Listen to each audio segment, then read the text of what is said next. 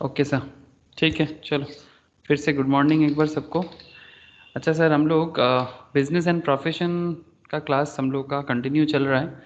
तो business and profession में आज डिस्कशंस क्या करेंगे। लास्ट 2 क्लास हुआ था, लास्ट प्रीवियस 2 क्लास में हम लोगों ने पहला दिन हम लोग वो पीएल को रेक्टिफाई करना सीखे थे, याद है आप लोगों को सर? हाँ, बेसिकली बिजनेस एंड प्रोफेशंस का जो main one of the main concept माना जाता है, मतलब उसी तरह से एक्चुअली बिजनेस एंड प्रोफेशंस का कैलकुलेशंस इनकम टैक्स डिपार्टमेंट हम लोगों को करने के लिए बताते हैं। याद है सर? बोलो ना सर, याद आ रहा है कि कैसे पीएल को हम लोग सॉल्व कर रहे थे? हाँ दादा। हाँ हाँ, सर। कुछ खर्चा था ऐसा, कुछ ऐसा एक्सपेंसेस था जो हमें ऐड करना पड़ रहा था, कुछ ऐसा इनकम था जिसको लेस करना पड़ रहा था, या फिर वाइस वर्सा ऐसे कर रहे थे। इवन उसके बाद एक क्लास में हम लोग तो पूरा कंप्लीट प्रोफार्मा को रीड किए थे। ठीक है, कंप्लीट प्रोफार्मा को रीड किए थे कि पूरा का पूरा एकदम। उसके बाद में कैप्सूल भी सबको शेयर किया, वो कैप्सूल के अंदर भी प्रोफार्मा आपको मिलेगा। अगर आप बीपी हेड में जाओगे ना, आपको कैप्सूल के अंदर भी प्रोफार्मा मिलेगा बीपी हेड के अंदर। तो इसके मैं डिटेल्स नोट्स भी आज शेयर करूंगा, तब आप वहाँ से भी प्रिपेयर कर सकते हो। आज बीपी के अंदर कुछ और स्पेशल एरियाज हैं, जैसे कि आज डिस्कस करेंगे सर डेप्रिसिएशंस के बारे में। ठीक है, block of assets and depreciations, very very interesting area. Calculations भी होगा। डेप्रिसिएशन सर, आप लोग अकाउंटेंसी का डिप्रिसिएशन के साथ बहुत ज़्यादा कनेक्टेड हो। मैं जितना जानता हूँ बचपन से क्लास 11 से हम लोग डिप्रिसिएशंस का पढ़ाई करते हैं कॉमर्स में। और उसके बाद अकाउंट्स में तो हम लोग बहुत किए हैं, लेकिन आप लोगों को मैं बार बार बोलता हूँ ना सर कि ये इनकम टैक्स और अकाउंट्स वाले के ना बड़ा 36 का आंकड़ा टाइप का है। मतलब ये कुछ बोले तो ये नहीं मानेगा, वो कुछ बोले तो वो नहीं मानेगा। अकाउंट्स अपने हिसाब से काम करते हैं और इनकम टैक्स वाले अपने हिसाब से अपना डिस्कशंस को करके रखा है, वो अपना अपना देखता है। ठीक है अब दोनों ही गवर्नमेंट का है, बट फिर भी दोनों अपने अपने हिसाब से चलता है। तो ठीक है, इनको अपने हिसाब से चलने दो, लेकिन हम लोगों को तो उन लोगों के हिसाब से ही चलना पड़ेगा। तो चलिए सर, मैं आपको डिप्रिसिएशन या ब्लॉक ऑफ एसेट्स का डिटेल्स बताऊंगा, फिर आज आप लोगों को पता चलेगा किस एसेट्स पे क्या डिप्रिसिएशन सरकार मांगते हैं। ठीक है, एक्चुअली ठीक है, कि कौन सा एसेट पे कितना डिप्रिसिएशन होता है। ऐसे अगर आपको मैं डिप्रिसिएशन का नॉर्मल मतलब बताऊं, तो आप लोग को याद है ना सर, डिप्रिसिएशन का नॉर्मल मतलब क्या होता है? कोई मुझे बता सकता है सर, व्हाट इज दी, मतलब नॉर्मल मीनिंग क्या है डिप्रिसिएशन का?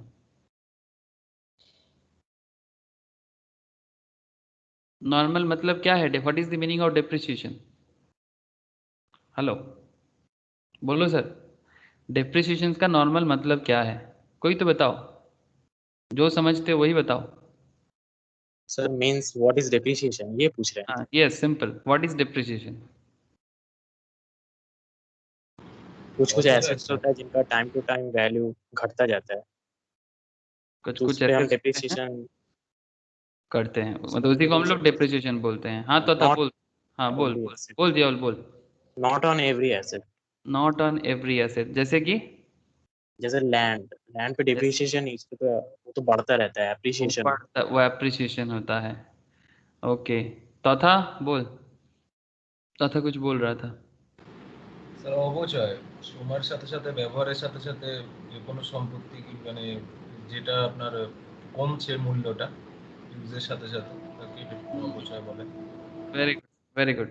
इन सिंपल तथा ने एकदम प्योर बंगाली में बोला अबोचय, मतलब अबोचय इन द सेंस डेप्रिसिएशंस को बंगाली में बोलते हैं सर। अबोचय मीन्स समय के साथ साथ नेचुरल वेयर एंड टीयर के कारण, नेचुरल वेयर एंड टीयर के कारण, मतलब ये नेचुरली होता है। ठीक है, कि कोई भी एसेट्स का एक लाइफ टाइम होता है। कोई भी एसेट्स, कोई भी प्लांट हो, मशीनरीज हो, फर्नीचर्स हो, फिक्सचर्स हो, फिटिंग्स हो, ठीक है, कार हो, बिल्डिंग हो, ठीक है, इन लोगों का जो नेचुरल वेयर एंड टीयर के कारण इसका वैल्यूएशंस कम होता है। सिंपल सिंपल अगर सोचा जाए, आपके पॉकेट में एक मोबाइल फ़ोन है, या फिर आप मोबाइल फ़ोन से भी शायद क्लास भी कर रहे हो, तो वो मोबाइल फ़ोन आपने से फॉर एग्जांपल किसको पूछा जाए, चलो कोई भी बताओ। आस्था, आवाज़ आ रहा है ना? हाँ सर आ रहे हैं। हाँ, ओके आस्था, आस्था तेरे पास जो मोबाइल फ़ोन है कितने में लिया था? 15,000, 20,000, 25,000? बोल सकता है, नो इशू। कितने में लिया था? 20,000। 20,000 में लिया था। 20,000 का, लेकिन कितना दिन पहले लिया था? प्रॉब्ली 3 मंथ्स पहले। प्रोबेबली 3 मंथ्स पहले। अगर आज के डेट में तू किसी को सेल करने चाहेगा तो क्या उसका कितना, मतलब कितना दाम मांग सकता है?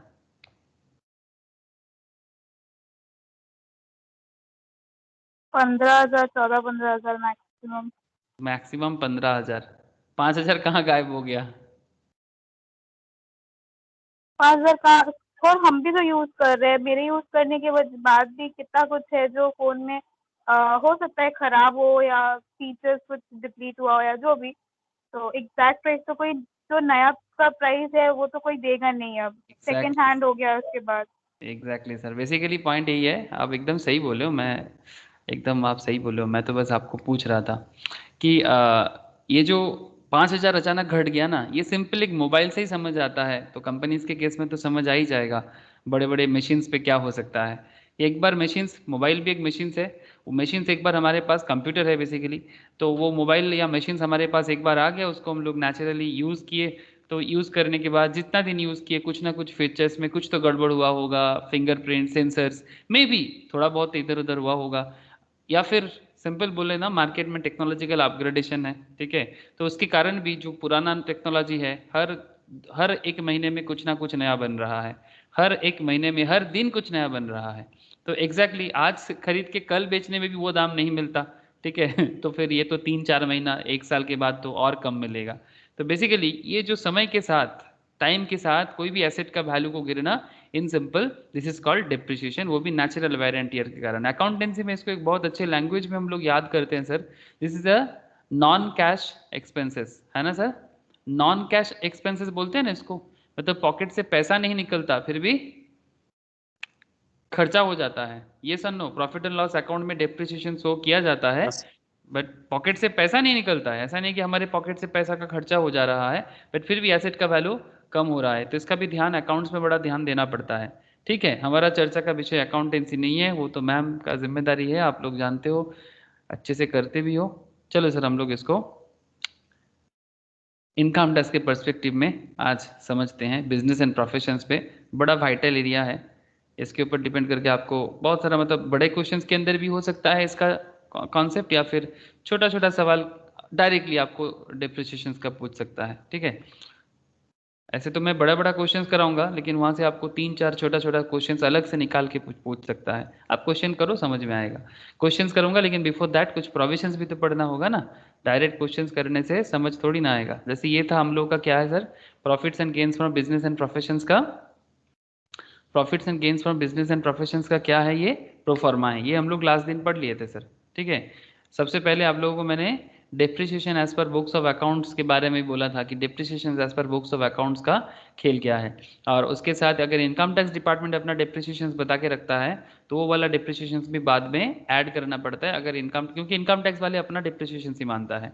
इसके अलावा डेप्रिसिएशन रिगार्डिंग एक पूरा लंबा लिस्ट था, याद है सर, एक पूरा लंबा लिस्ट था, expenditure allowable as deductions but not debited to statement of profit and loss, हाँ सर याद आ रहा है ना, expenditure allowable as deductions but not debited to statement of PL, जैसे कि मतलब डिप्रिसिएशन का जो खर्चा है, जो नॉन कैश एक्सपेंसेस है, ये अलाउेबल खर्चा है बीपी में, प्रॉफिट एंड लॉस अकाउंट में इसको हम लोग आराम से शो कर सकते हैं। प्रॉफिट एंड लॉस अकाउंट जो कंपनी बनाते हैं ना sir, profit and loss account जो कंपनी बिल्ड करते हैं, मतलब अपने बिजनेस में जो पीएल बनता है सर, मैं आपको नॉर्मल पीएल बता रहा हूँ, ठीक है, प्रॉफिट एंड लॉस अकाउंट में टू डिप्रिसिएशन एक्सपेंसेस बोल के, ये डिप्रिसिएशन एक्सपेंस अलाउबल एक्सपेंसेस है, एसेट्स का डिप्रिसिएशन होगा, पीएल में डिप्रिसिएशन वैल्यू दिखेगा, और बैलेंस शीट में क्या दिखता है सर, पीएल में डिप्रिसिएशन दिखता है और बैलेंस शीट में क्या दिखता है, बोलो तो सही, पीएल में डिप्रिसिएशन दिखेगा Depreciation हाँ बोलो, asset से लेस हो जाएगा। Very good sir, depreciation asset से लेस हो जाता है, मतलब सिंपल हम लोग ऐसे दिखाते हैं ना, एसेट साइड में, बैलेंस शीट में क्या करते हैं, एसेट साइड में, this is the liability side ना, तो एसेट साइड में सपोज मानो फिक्स एसेट्स है तुम्हारा, फिक्स एसेट्स में प्लांट एंड मशीनरीज है तुम्हारे पास 10 लाख का, ठीक है, तो 10 लाख का प्लांट एंड मशीनरीज है, बट उसमें अगर डिप्रिसिएशन है, लेस कर दो डिप्रिसिएशन को, तो जो डिप्रिसिएशन तुम यहाँ पर पीएल में चार्ज कर रहे हो वही डिप्रिसिएशन तुम यहाँ पर कंपनी के एसेट से डिडक्ट करके शो करते हो, अगर 1 लाख का है तो 1 लाख, जो भी अमाउंट होगा एज पर दैट कॉन्सेप्ट बनता है। तो बेसिकली ये तो पीएल में हम लोग चर्चा करते ही हैं, तो ये कॉन्सेप्ट सिंपल बता रहे हैं यहाँ पर कि ये जो डिप्रिसिएशन है ये पीएल में बिजनेस बैन लेस करके दिखा सकते हैं। हाँ शुभो, गुड मॉर्निंग शुभो। দাদা গুড মর্নিং। हाँ आवाज আসছে तो क्लियर হয়েছে? একদম একদম একদম ক্লিয়ার। ঠিক আছে, জাস্ট স্টার্ট করেছি ডেপ্রিসিয়েশন, ইনকাম ট্যাক্সে business and profession say depreciation করাচ্ছি, ঠিক আছে? তো আচ্ছা আচ্ছা জাস্ট ঠিক স্টার্ট আছে কর। দাদা। ওকে, চল, বুঝতে পেরে যাবি, प्रॉब्लम হবে না। तो expenditure allowable as deductions but not debited to statement, इसमें डेप्रिसिएशंस के ऊपर बहुत सारा पॉइंट था। ये पूरा का पूरा बीपी का प्रोफॉर्मा है। बीपी में क्या करना पड़ता है normally, profit and loss account में बिजनेसमैन जो भी प्रॉफिट बना के दिखाते हैं ना, उसको रेक्टिफाई करते रहते हैं हम लोग। Net profit as per PL जो भी अमाउंट रहेगा, net profit as per PL, किसी भी बिजनेसमैन का आपको आपका माइंड सेटअप कैसा होना चाहिए करेंटली, आप बस ऐसा माइंड सेटअप के साथ करेंटली इस पर्टिकुलर चैप्टर को पढ़ो, ताकि आप अपने आप को एक टैक्स कंसल्टेंट की जगह बैठा दो। Just put your self in a tax consultant chairs, और फिर खुद सोचो कि कोई आपके सामने बिजनेसमैन आया है और वो आके आपको बोल रहे कि देखिए ये मेरा अकाउंट्स है और मैं इनकम टैक्स भरना चाहता हूँ, तो प्लीज़ मेरा इनकम टैक्स को कैलकुलेट करके दीजिए, क्योंकि मेरा बिजनेस का इनकम है, ठीक है, मैं बिजनेस करता हूँ। तो जैसे ही वो आपको देगा ना, तो आप उनका अकाउंट चेक ले लोगे, उसका जो बुक्स ऑफ अकाउंट्स है, और बुक्स ऑफ अकाउंट से आपका उसका प्रॉफिट एंड लॉस अकाउंट का डिटेल्स मिल जाएगा, मतलब वो पीएल में कितना प्रॉफिट करके दिखाया है वो मिल जाएगा। फिर आपको क्या करना है, बस जैसे ही आप नेट प्रॉफिट का डिटेल्स आपको मिल गया, अब उसके साथ आपको ऐड लेस करना है। इसका डिटेल्स अंडरस्टैंडिंग हम लोगों ने पहला 2 क्लासेस में कर लिया सर, कि क्यों ऐड होता है, क्यों लेस होता है, इसका बड़ा अच्छे से हम लोगों ने समझा। फिर आगे आगे और क्वेश्चंस करेंगे तो और समझ आ जाएगा। बट करेंटली ये पीएल को रेक्टिफाई करने का जो चर्चा चल रहा है, इसी में डेप्रिसिएशंस का एक बहुत बड़ा चर्चा होता है, ठीक है? तो डेप्रिसिएशंस के ऊपर डिपेंड करके तो एक अलग लेस आइटम भी बना के रखा है, मतलब जिसको पीएल में हम लोग लेस कर सकते हैं। तो इसके ऊपर डिपेंड करके depreciations computed as per rule 5 of the income tax act rule to 1962, additional depreciation 20%। मैं आपको बताऊंगा ये सब एडिशनल डिप्रिसिएशन 20% होता है, मैं लास्ट क्लास में भी बताया था। फिर अगर put to use less than 180 दिन से कम है, तो फिर उसमें आधा डिप्रिसिएशन, मतलब अगर 20% का एडिशनल है तो फिर 10% चार्ज हो जाएगा। फिर बैलेंस एडिशनल्स पे भी 10% हो सकता है, वो डिपेंड करता है कि कब एक्वायर किया है, क्या नहीं किया है। फिर बैलेंस एडिशनल डिप्रिसिएशन 17.5% अगर वो notified areas of Telangana, West Bengal, Andhra Pradesh, Bihar, Jharkhand, sorry Andhra Pradesh, Telangana, Bihar, West Bengal की यहाँ पर है, तो 35% का एक्स्ट्रा एडिशनल डिप्रिसिएशन होता है। अगर लेस देन 180 डेज होता है तो 17.5% चार्ज होता है। यही सब चीज़ें सर कैलकुलेशंस के थ्रू से करना होगा, ठीक है, कि ये डिप्रिसिएशंस का क्या करे, ठीक है? तो ये सब लेस हो सकता है, बट इसका calculations as per income tax we have to understand. तो these are basically income tax का एरिया। तो चलो सर मैं आपको इसी में थोड़ा सा डिटेल्स लेके चलता हूँ। तो पहले तो ब्लॉक ऑफ एसेट्स को समझेंगे, उसके बाद हम लोग डेप्रिसिएशंस को समझेंगे, ठीक है? तो first we need to understand what is block of assets, ठीक है? ध्यान रखिएगा, I will share the notes, तो आप वहाँ से फिर से पढ़ भी सकते हो, नो इशू सर। तो बेसिकली ब्लॉक ऑफ एसेट्स दिख रहा है ना सर सबको, ब्लॉक ऑफ एसेट्स मतलब Yes, sir. Actually income tax वाले क्या करते हैं ना, बिजनेस एंड प्रोफेशन हेड में एसेट्स को अलग अलग ब्लॉक में ना डिस्ट्रीब्यूट कर देता है। मतलब बहुत सारे एसेट्स हो सकता है, लेकिन इनकम टैक्स वाले देखते हैं कि नहीं, एक सिमिलर काइंड ऑफ ब्लॉक बना लेते हैं। इस ब्लॉक में ये एसेट्स को रखते हैं, उस दूसरा ब्लॉक में दूसरा एसेट्स को रखते हैं। आगे दिखाता हूँ मैं आपको। तो ब्लॉक ऑफ एसेट्स में क्या होता है, बहुत पॉपुलर सवाल है ये। In the case of any block of assets at such percentage of written down value of the block as may be prescribed, ठीक है? तो block of asset is defined कहाँ बोला गया है इसके बारे में, सेक्शन 2 सबसेक्शन 11 में बोला गया है इनकम टैक्स में। Group of assets falling within a class of asset comprising tangible assets being buildings, machinery, plant और furnitures. Intangible assets like assets being know-how, patent, copyrights, trademark, license, franchisee, है ना? आप लोग तो जानते हो ये सब अकाउंट्स का सिंपल बातें हैं। और एनी अदर बिजनेस और commercial rights of similar nature, दूसरा किसी भी तरह का बिजनेस और commercial rights of similar nature का अगर आपको दिखे तो वो भी इंटेंजिबल्स पे आ सकते हैं। इन सिंपल टैंजिबल्स, इंटेंजिबल्स का मतलब आप लोग जानते हो। टैंजिबल्स मतलब जिसको हम लोग टच कर सकते हैं, जो इजीली विजिबल है, ठीक है, इजीली विजिबल है, हम देख सकते हैं कि हाँ भाई एक बड़ा बहुत बड़ा मशीन है, हाँ भाई ये बहुत बड़ा एक प्लांट है, बहुत बड़ा फर्नीचर्स है, बहुत सुंदर फर्नीचर्स है। तो ये तो है टैंजिबल्स। इंटेंजिबल्स में जैसे मानो कि रिलायंस का बिजनेस है, रिलायंस का बिजनेस का गुडविल जो है, उसका जो नो हाउ है, वो जो जानते हैं, उनके पास जो पेटेंट है, जो कॉपीराइट है, वो रिलायंस का क्या है, वो रिलायंस का इंटेंजिबल्स है। से फॉर एग्जाम्पल अगर मैं आपको रिलायंस का जियो टावर के बारे में बताऊं, ठीक है, रिलायंस अपना जो जियो का जो काम करता है, रिलायंस जियो फाइबर में भी आजकल बड़ा पॉपुलर हुआ है, ठीक है, रिलायंस जियो अगर आप जियो का ही जस्ट इसका देखो कि किस तरह से जियो अपना बिजनेस को डे बाय डे इम्प्रूव कर रहा है, ठीक है, पूरा भारत मतलब पूरा इंडिया भर में वो अपना नेटवर्क को बिछा के रखा है। तो ये जो नेटवर्क वो बिछा के रखा है वो उसका फिजिकल एसेट्स है, नेटवर्क दिखता भी है वो अगर आप देखो ना जो समुद्र के नीचे से आया है आप वहां पर देख भी सकते हो, मतलब अगर जो जा सकता है वो देख सकता है। लेकिन मोस्ट इंपॉर्टेंटली कि ये जो जियो का जो गुडविल बन रहा है, जिस तरह से वो अपना मतलब स्प्रेड कर रहा है, वो उसका उसमें उसका पेटेंट है, गवर्नमेंट से लाइसेंस लिया है, ठीक है, स्पेक्ट्रम लाइसेंस लिया है, फाइबर का लाइसेंस लिया है, तब जाके वो दुनिया भर में भारत के आसपास के मतलब हर स्टेट्स में वो इंटरनेट को स्प्रेड कर रहा है ना सर। तो ये जो इंटरनेट स्प्रेड कर रहा है जियो, ये उसका क्या है, इसमें पेटेंट आ सकता है, कॉपीराइट आ सकता है, ठीक है, क्या क्या नहीं आ सकता, हर चीज आ सकता है। ये फाइबर है, ठीक है, फाइबर में अच्छा ऑफर दे रहा है सर आजकल, ठीक है, 1500 में आप 1 महीने के लिए ले सकते हो इंस्टॉलमेंट देके, अगर पसंद ना आए तो पूरा का पूरा 1500 वापस कर देगा, सीरियसली। और मिनिमम प्लान कुछ रखा है 399 का प्लान रखा है, उसमें क्या बोलते हैं 30 Mbps का स्पीड दे रहा है। जो भी हो चलो सर, मतलब इंटरनेट ज़रूरी है आजकल तो जियो दे रहा है, जो भी हो। तो block of assets I think आपको समझ में आ रहा है। तो नो हाउ आप समझते हो, नो हाउ मतलब अगर आप कुछ जानते हो, in this context know how means any industrial information और technique likely to assist in the manufacture और प्रोसेसिंग ऑफ गुड्स और in the working of a mine, oil well मतलब तेल का कुआं, और other source of mineral deposits including searching for discovery और testing of deposit for the winning of the access thereto. मतलब किसी भी जगह में अगर आप किसी चीज के बारे में आपको जानकारी है, दुनिया में नॉलेज मतलब दाम किस चीज का होता है जानते हो? दाम एक्चुअली जानकारी का होता है। बस जानकारी जिसके पास हो ना वही दुनिया जीतता है सर। हम लोग सोचते हैं कि बस पास कर जाए, डिग्री ले ले, अरे सर पास डिग्री तो बस एक वे है, बट जानकार बनो, सतर्क रहो, कौन बोलता है सर?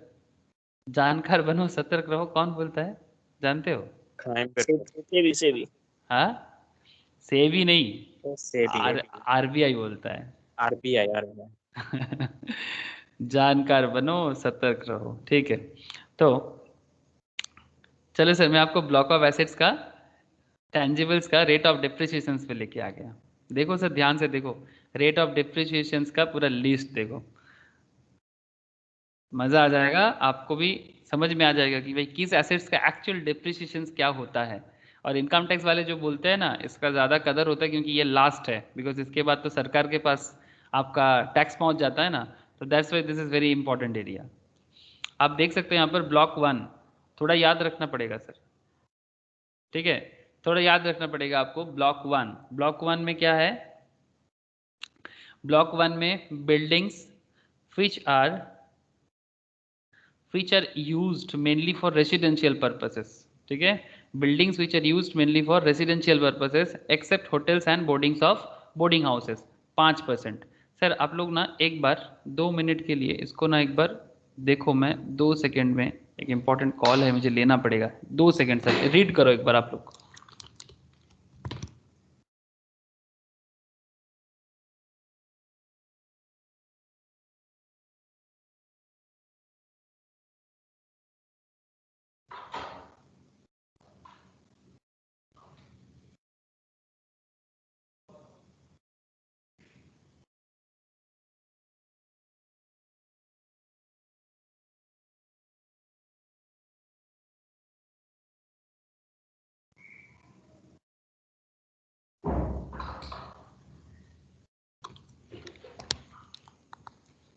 ओके सर, हो सर आप लोग, हेलो, आवाज आ रहा है ना मेरा? हाँ अरे सर सर सब कहाँ चले गए, मैं सोचा कि मैं भी चला गया आप लोग भी चले गए। अच्छा देखो, buildings which are use mainly for residential purpose, मतलब जिस घर में हम लोग रहते हैं सर, उस घर का कितना डेप्रिसिएशन का रेट बता के रख रहा है सर? 5%। सर क्या रटना पड़ेगा? नहीं नहीं सर रटना नहीं पड़ेगा, बट आपको मतलब थोड़ा सा आइडिया जरूरी है, बिकॉज क्वेश्चंस में आपको अचानक डेप्रिसिएशन पूछ लेगा तो उसमें अगर रेट नहीं बताएगा तो फिर आपको पता होना चाहिए कि किस ब्लॉक में क्या रेट का हिसाब किताब है। हाँ एक जनरल सेंस बता दूंगा कि सबसे ज़्यादा क्या पूछते हैं, ठीक है, सबसे ज़्यादा क्या पूछते हैं वो तो मैं आप लोगों को बताऊंगा, बट जो सबसे ज़्यादा नहीं पूछते हैं, ठीक है, उसके बारे में भी एक बार जानकारी ले लेते हैं, मतलब सारा का सारा एक बार जानकारी ले लेते हैं। लेकिन सवाल में बहुत सारा केस में एक कॉमन टॉपिक बहुत ज़्यादा पूछा जाता है, 15% और 40% का केस बहुत ज़्यादा होते हैं, बाकी केसेस थोड़ा कम होता है, लेकिन फिर भी क्या पता क्या पूछ ले। ठीक है, अच्छा, buildings which are use mainly for residential purpose except hotels and boarding houses 5%। ठीक है, buildings which are not used mainly for residential purpose, buildings which are not used mainly for residential purpose and not covered by block 1, मतलब block 1 में इसके बारे में कुछ नहीं बोला है, and block 3, block 1 and block 3 में कवर्ड नहीं है, तो ऐसा बिल्डिंग के केस में 10%। Buildings which are not used mainly for residential purpose, लेकिन ये जैसे यहाँ पर होटल्स एंड बोर्डिंग हाउसेस के बारे में जो बोला ये भी इस पे कवर नहीं है। और ब्लॉक 3 में क्या बोला एक बार देख लेते हैं sir, buildings acquired on or after 1st September 2002 for installing machinery and plant for forming part of water supply project or water treatment system and which is put to use for the purpose of business of providing infrastructure facilities, इसका 40% का rate है। कुछ समझ में आ रहा है क्यों? बड़ा कॉमन सेंस लगा दो सर। बिल्डिंग एक्वायर्ड ऑन और आफ्टर 1 सितंबर 2002, याद रखना। हाँ सर, 2002 1 सितंबर के बाद एक्वायर किया आपने। For installing machinery and plant forming part of water supply project, मतलब वो वाटर सप्लाई के लिए वो बिल्डिंग बनाया गया है जिसमें वाटर, बेसिकली वाटर टैंक हो सकता है, वाटर ट्रीटमेंट हो सकता है, and which is put to use for the purpose of business of providing infrastructure facilities. ठीक है, इस तरह का जो भी बिजनेस हो, उस तरह का बिजनेस में बिल्डिंग जो भी बनता है ना, उसका काफी ज्यादा डिप्रिसिएशन होता है, बिकॉज पानी सारा दिन बिल्डिंग के अंदर रहेगा, मतलब उस पर्टिकुलर इंफ्रास्ट्रक्चर के ऊपर, तो फिर पानी का प्लांट, पानी का ट्रीटमेंट कॉन्सेप्ट या फिर इंफ्रास्ट्रक्चर फैसिलिटीज प्रोवाइड करना, डिप्रिसिएशन तो ज्यादा होगा, एंड दैट्स वाई इस तरह का बिल्डिंग का डिप्रिसिएशन 40% माना गया है। Residential purpose except hotels and boarding को 5%, मतलब सिर्फ जिस घर में हम लोग रहते हैं इसका एनुअल डिप्रिसिएशन 5% है सर। हर साल 5% करके घटा देना बिल्डिंग का वैल्यूएशन, जो भी वैल्यूएशन है as per income tax. And building which are not used mainly for residential purpose but not covered block 1 and block 3, मतलब सिंपल बात है, होटल्स, बोर्डिंग हाउसेस, इसका डिप्रिसिएशन 10% माना जाता है। बोलो सर, ये ब्लॉक 1, 2 और 3 ये तीनों क्लियर हुआ? ब्लॉक 1, 2, 3 ये तीनों क्लियर हुआ सर, कि क्यों, किसका कितना अमाउंट ऑफ परसेंटेज रखा गया है? हेलो? Yes yes. हाँ सर। ब्लॉक 4 में purely temporary erection such as wooden structure, मतलब जो लकड़ी का बना हुआ स्ट्रक्चर बनता है ना सर, उसको 40% कैटेगरी में रखा गया है। ठीक है, लकड़ी का घर वगैरह होता है ना, जैसे पहाड़ी क्षेत्र में है हमारे इंडिया में जो हिमालयन रीजन है वहाँ पर आपको बहुत लकड़ी का घर वगैरह दिखेगा।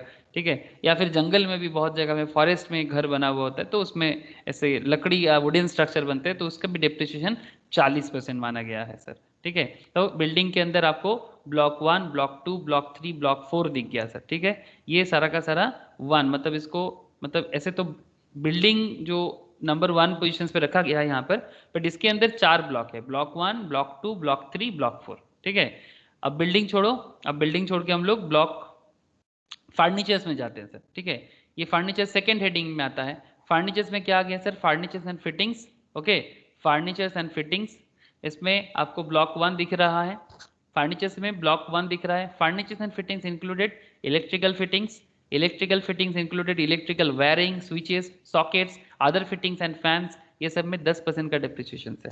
फर्नीचर्स एंड फिटिंग्स में including electrical fittings include electric wiring, जो हमारे घर में जो इलेक्ट्रिक का वायरिंग होता है आप लोग जानते होंगे शायद, स्विचेस, सॉकेट्स, अदर फिटिंग्स, ये सबका एनुअल डिप्रिसिएशन 10% माना जाता है। ठीक है, तो मतलब हर साल जो भी वैल्यूएशन है आपके घर का स्विच का 10% कम कर देना।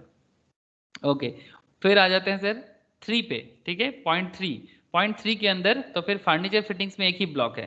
प्लांट एंड मशीनरीज पे block 1, block 2, block 3, block 4, block 5 चलते जाएगा सर। प्लांट मशीनरी का लंबा लाइन है, block 6, block 7, block 8, block 9, block 10।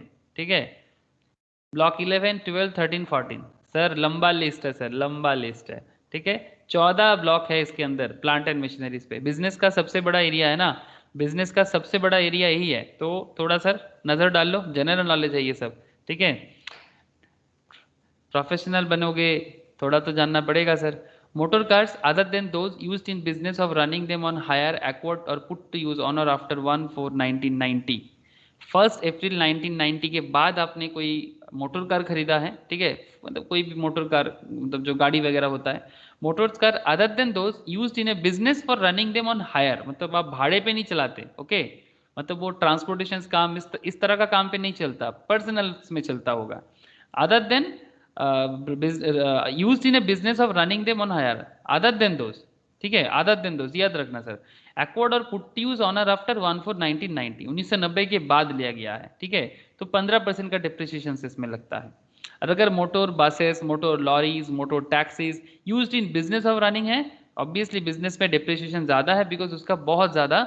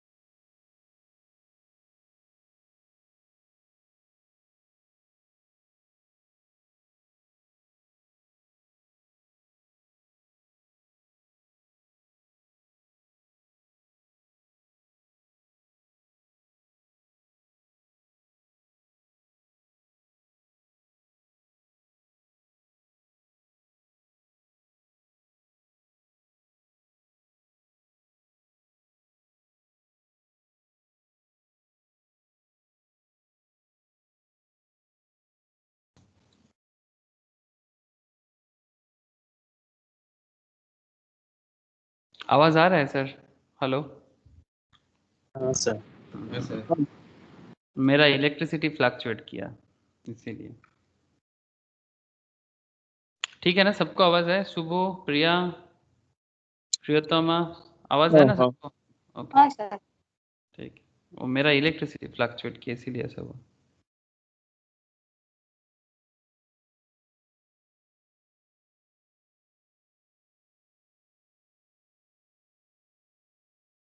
Screen share है कि नहीं, देखो ना, है ना? हाँ सर। ओके, तो देखो सर, तो फिर प्लांट एंड मशीनरीज पे लंबा लिस्ट चल रहा था।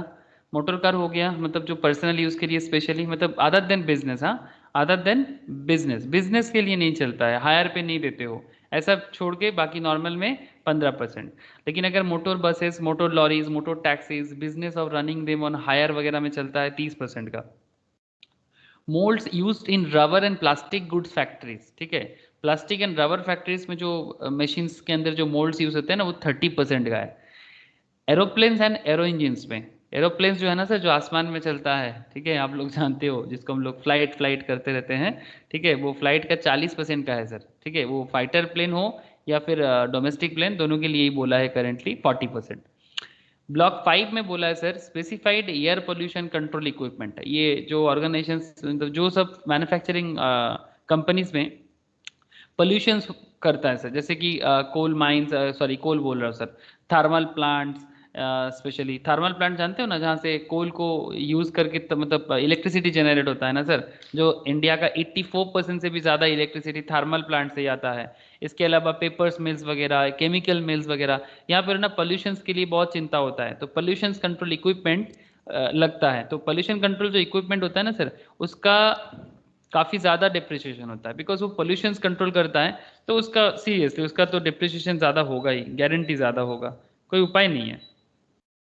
तो पोल्यूशन कंट्रोल इक्विपमेंट में कितना बोल रहे हैं सर, 40% का। कॉमन सेंस लगाना, आपको याद रह जाएगा सर। आप रटना जाओगे ना, मतलब सिर्फ मगअप करोगे भूल सकते हो, बट अगर थोड़ा कॉमन सेंस लगाओगे ना समझ सकते हो। थोड़ा सा ना ब्लॉक को मैं आपको एक बार बताने के बाद ना फिर मैं आपको ना एक समरी करूंगा, तो फिर आप देखना कि कैसे याद रहेगा ना, आप एक मतलब एक आइडिया लगा सकते हो कि किस तरीके से आप इसको याद रख सकते हो। तो एरोप्लेन, एरो इंजिन्स, अच्छा। ब्लॉक 5 में air pollution control equipment, water pollution control equipment, solid waste control equipment. यदि वेस्ट कंट्रोल इक्विपमेंट आप लोग नहीं देखे, वो कोलकाता में नहीं बैठा है सर, क्या बोलते हैं उसको, क्या कॉम्पैक्ट सॉलिड वेस्ट कॉम्पैक्ट, एक बड़ा बड़ा प्लांट नहीं बैठाया कोलकाता में, ज़्यादा दिखता है, मतलब उल्टा टांगा के उधर में आपको ज़्यादा दिखेगा, लेफ्टाउन ग्रीन में भी है। कोलकाता। हाँ, ग्रीन कोलकाता, हाँ। उसमें वो जितना भी कचरा वगैरह होता है उसको रिसाइकल करने का एक वेस्ट कंट्रोल इक्विपमेंट, ठीक है। Solid waste recycling and resource recovery system, ठीक है, रिसोर्स रिकवरी सिस्टम, ये कॉन्सेप्ट भी, ये इन इस तरह का जो भी है इसका 40%। मुझे याद आ गया सॉलिड वेस्ट का रिसाइकलिंग के नाम पे मैं आप लोगों को एक इन्फॉर्मेशन दे के रखता हूँ, अगर जानते हो तो बहुत अच्छा, बट आपको एक बहुत अच्छा इन्फॉर्मेशन दे के रखता हूँ। कोलकाता का जो लेक है ना sir, lake in the sense salt lake, okay, salt lake town का बात नहीं कर रहा हूँ मैं आपको सॉल्ट लेक के पास जो लेक्स है ना, ये भारत का, ये नेचुरल लेक्स है सर, ठीक है। बाद में कोई कोई जगह में मतलब उसको यूज़ किया गया, बट ये बहुत सारा लेक तो बंद करा गया वो बिल्डिंग बनाने के चक्कर में, due to too much urbanisation के चक्कर में वाटर बॉडीज को बंद करके यहाँ पर किया गया।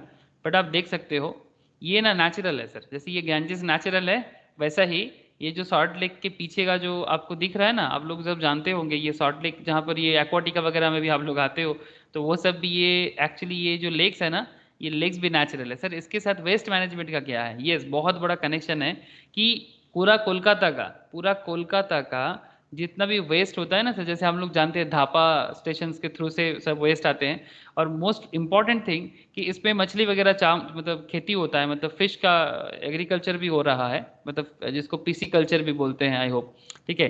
तो बेसिकली कॉन्सेप्ट है कि ये जो इतना बड़ा पानी है ना, इसका एक नेचुरल पावर क्या है जानते हो, कि पूरा शहर का जो कचरा है, हम लोग का घर का जो वेस्टेज है ना, उसको ये पूरा का पूरा रिसाइकल कर सकता है, इतना पावरफुल है ये।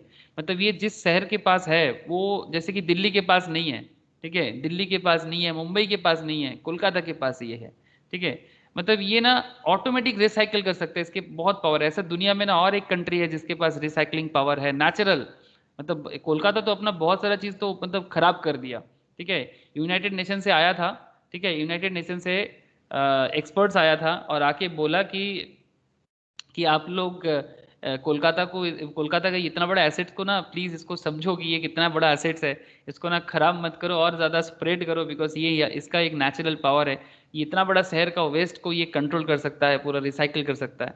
इसके अलावा इंडिया का कोलकाता छोड़ के ऐसा और एक जो बड़ा वाटर बॉडीज है जो नमक और सॉल्ट का मिक्सड है, मतलब सॉरी सॉल्ट एंड स्वीटनेस का एक मिक्सड है, नॉट लाइक समुंदर, not like river, but mixed up एक कॉन्सेप्ट में बना हुआ है, वो केनिया में है, एक कोलकाता में है और एक केनिया में है, ठीक है। ये एक बहुत पावरफुल कॉन्सेप्ट है, मतलब ये नेचुरली बना हुआ है एक्चुअली, वो बाद में लोग उसको खराब किया है, फिर कहीं कहीं पे उसको थोड़ा सा और किया है। जानते थे सर आप लोग इसको कि ये बहुत पावरफुल है, किसी भी शहर के लिए बहुत बड़ा एसेट है sir.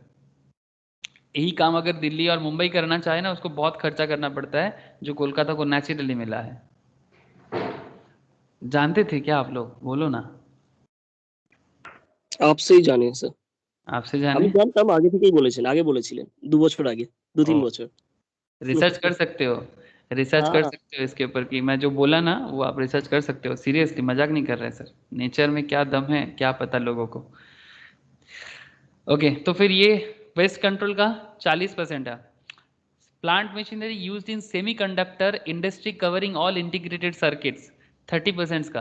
Block 7 life saving medical equipment, life savings medical equipment 40%।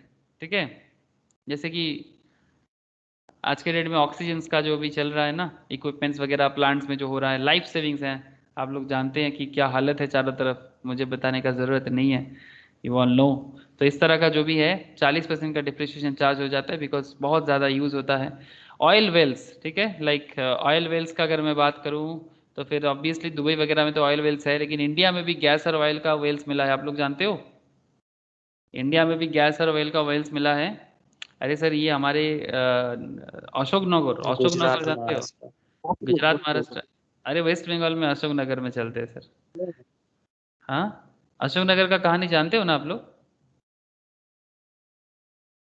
This is, ये नोईहटी काचरापाड़ा अशोकनगर, ये आपको नॉर्थ 24 परगना में और थोड़ा जाना पड़ेगा। दिस इज, मैं केष्टपुर में हूँ, यहाँ पर भी ये भी नॉर्थ 24 है, बट अगर आप थोड़ा सा और अंदर जाओ, मतलब सियालदह सेक्शंस के ट्रेन पकड़ो और नईहटी काचरापाड़ा इधर जाओ, हाँ हावड़ा एग्जैक्टली, उस लाइन पे जाओ, आपको अशोकनगर बोल के एरिया दिखेगा, वहाँ पर ONGC को मिला है सर अशोकनगर ऑयल फील्ड। देख रहे हो सर, बहुत बड़ा एसेट मिला है सर, बहुत बड़ा। इसके पीछे गवर्नमेंट का खर्चा भी बहुत जोर का हुआ है, करीब 3,500 करोड़ का खर्चा गवर्नमेंट ने अभी तक करके रखा है।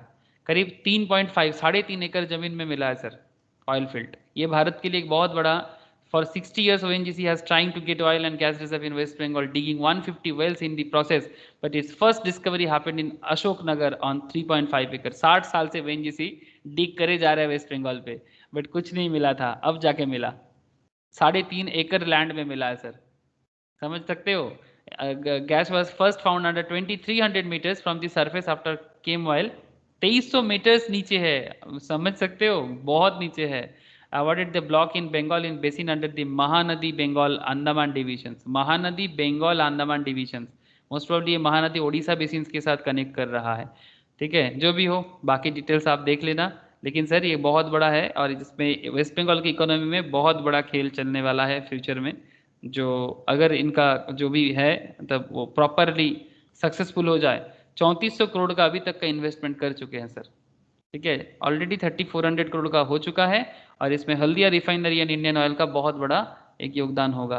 ये पेट्रोल डीजल के दाम को लेके बहुत लोचा चल रहा है ऑल टाइम, ठीक है, लेकिन क्या करें सर, हमारे देश में तो होता नहीं है। ओके, फिर भी ये बंगाल में कितना बड़ा मिला है ये देखना पड़ेगा। ओके, कुछ तो मिला है, काफ़ी इंपॉर्टेंट है, तभी तो ONGC इतना बड़ा प्रोजेक्ट को मतलब डिक्लेयर किया है। तो ऑयल वेल्स का 15% का डिप्रिसिएशन बोल रहा है सर, 15% का, उसका एसेट का वैल्यूएशन 15% करके डिप्रिशिएट होता है हर साल। रिन्यूएबल मतलब जो ऑयल्स है basically, renewable energy saving devices 40% का है। Wind mills any special design devices which run on windmills installed on और आफ्टर 1/4/2040। विंड मिल से क्या होता है बोलो तो इलेक्ट्रिसिटी जनरेट होता है। एक कंपनी का नाम याद आ गया सर, सुजलन एनर्जी ना, सुबो क्या कंपनी का नाम है? सुजलॉन। हाँ, सुजलॉन, सुजलन एनर्जी, ये बेसिकली विंड मिल से ही इलेक्ट्रिसिटी जनरेट का काम करते हैं। करेंटली इसका बिजनेस अच्छा नहीं है, लेकिन फ्यूचर है अगर प्रॉपरली यूज कर पाता है तो, बट करेंटली बिजनेस में बहुत ज़्यादा कुछ नहीं है, ये देख सकते हो आप। This is wind mill, Suzlon energy, share market में भी है company. This is the company, world wide इसका बिजनेस ये करने का कोशिश कर रहा है कि विंड मिल के थ्रू से इलेक्ट्रिसिटी जनरेट करना और उसके थ्रू से। तो ये जो विंड मिल है इसका कितना रेट बता रहा है सर? इसका रेट बता रहे हैं 40% का, मतलब काफ़ी ज़्यादा डिप्रिशिएटेड होता है सर। इससे आप बिजनेस का ना कॉन्सेप्ट समझ सकते हो, ठीक है।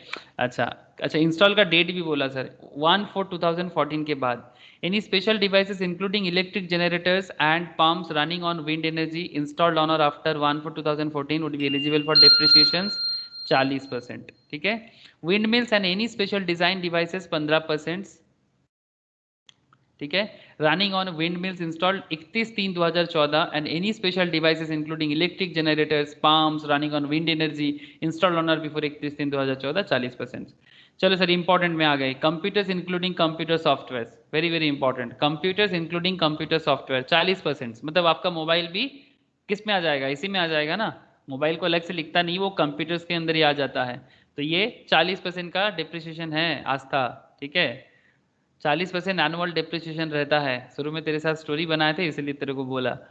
अच्छा, बुक्स का भी डिप्रिसिएशन होता है, जैसे कि एनुअल पब्लिकेशंस होते हैं ना, मैगजीन्स वगैरह, अदर देन एनुअल पब्लिकेशंस, मतलब एनुअल पब्लिकेशंस और other than annual publications owned by SSC carrying on A professions, ठीक है, owned by SSC carrying on A professions, वो प्रोफेशंस करते हैं तो फिर कोई बुक्स मार्केट में छपते हैं, लाइक वो अगर वो मेडिकल जर्नल हो सकता है, फाइनेंशियल जर्नल्स हो सकते हैं, ठीक है, इंपॉर्टेंट होता है सर ये फाइनेंशियल जर्नल्स, बुक्स, ये सब बहुत वाइटल होता है, ठीक है, चाहे वो जिस जिस फील्ड का बिजनेस है उसके लिए वो भी एक एसेट्स का काम करते हैं, लेकिन ये बुक्स का डिप्रिसिएशन माना जाता है 40% का, ठीक है, 40% का। बुक्स में क्या रहते हैं, वही सर जानकार बनो, ठीक है, बुक्स इस जानकारी देता है, बुक से आपको इन्फॉर्मेशन मिलता है और जो इस इन्फॉर्मेशन को आप नॉलेज में तब्दील कर सकते हो और अपना जो भी प्रोफेशन से उसको बिल्ड कर सकते हो। Books owned by assessees carrying on business in running lending libraries, अगर आप लाइब्रेरी चलाने के लिए बुक्स यूज कर रहे हो तो वो भी 40% है सर, ठीक है। अच्छा, प्लांट एंड मशीनरी के जनरल रेट सबसे पॉपुलर है ये, सबसे पॉपुलर ब्लॉक 14 सबसे वेरी वेरी पॉपुलर, कुछ ना बोला यही वाला लेना सर, जनरल रेट, कुछ नहीं बोलेगा तो यही वाला रेट यूज करना। प्लांट मशीनरी चुपचाप बोल दिया, कौन सा प्लांट कौन सा मशीनरीज कुछ नहीं बोला, विंड मिल चलाते हैं, थर्मल पावर चलाते हैं, डोंट नो, पोल्यूशन कंट्रोल करते हैं, डोंट नो, जनरल रेट ले लेना 15%, सबसे पॉपुलर है, कुछ ना क्वेश्चन में कहेगा आप जनरल रेट से काम चलाओगे। समझ में आया सर, बोला था ना आपको टिप्स देंगे, यही टिप्स है सर। अगर कुछ नहीं कहेगा तो आप प्लांट एंड मशीनरीज का जो भी रेट लेंगे क्या है सर, 15%। समझ में आया ना सर, जो ब्लॉक 14 बताते हैं प्लांट मशीनरीज का, ठीक है, ओके सर। फिर आ गए सर हम लोग चौथा पॉइंट में, पॉइंट नंबर 4 में, पॉइंट 4 में आ गया सर शिप्स, जहाज वगैरह होता है ना सर, जहाज में आ गए सर। चलो जहाज में चढ़ते हैं, ओशियन गोइंग शिप्स का 20%, vessels ordinary operating on inland waters not covered by block 3 20%। Vessels देखे हो आप लोग, इनलैंड वाटर में चलता है, अरे ये कभी अगर आप लोग ज़्यादा दूर नहीं, कलकत्ता से बॉक्खाली चले जाना, कहाँ जाना है सर, बॉक्खाली, ठीक है, देखे सी बात है। यस आई नो, बॉक्खाली वेसल्स, ज़्यादा दूर नहीं जाना है, बॉक्खाली चले जाओ, यहाँ से हार्डली 150 किलोमीटर दूर है, आप वहाँ पर जाके रिवर क्रॉस करना पड़ता है, वहाँ वेसल्स चलता है, ऐसा होता है देखने में, इट्स लुक लाइक ऐसे, इसमें ट्रक वगैरह चढ़ जाता है, ये जो देख रहे हो ना सर नदी के अंदर है, ठीक है, यहाँ पर ये वेसल्स होते हैं, ठीक है, इसको वो बेसिकली इनलैंड वाटर में यूज़ ज़्यादा करते हैं, लंबा रूट में नहीं चलता, वो आसपास के नदी वगैरह में चलने के लिए, इस पार उस पार करने के लिए वेसल्स होता है, ठीक है, दिस इज कॉल्ड वेसल्स, ठीक है सर। जिसने नहीं देखा उसके लिए बोला, बट जिन्होंने देखा है कोई बात नहीं, ठीक है, बॉक्खाली जा सकते हैं सर, ब्यूटीफुल है, बहुत ब्यूटीफुल है। हाँ, समुंदर का मज़ा नहीं आएगा, बट अगर नेचर देखना है तो ज़रूर जा सकते हो, समुंदर का मज़ा नहीं मिलेगा ऑब्वियसली, मतलब वो जैसे पुरी में होता है ना, नॉट लाइक दैट, बट एक अलग पीसफुल नेचर और मैनग्रोव के साथ मिलेगा, okay. Ocean going ships 20%, sir अभी नहीं जाना है, कोरोना है, बाद में जाना, कोरोना जब ठीक ठाक हो जाए, नहीं तो बोलेगे सर ने बोला है हम जाने के, सर बोर हो गए घर में बैठे बैठे तो हम लोग चल रहे हैं बॉक्खाली, अरे नहीं जाना है sir, okay. Vessels ordinary operating on inland waters not covered in block 3 20%। Speed boats operate करते हैं ना इनलैंड वाटर में 20% सर, ठीक है।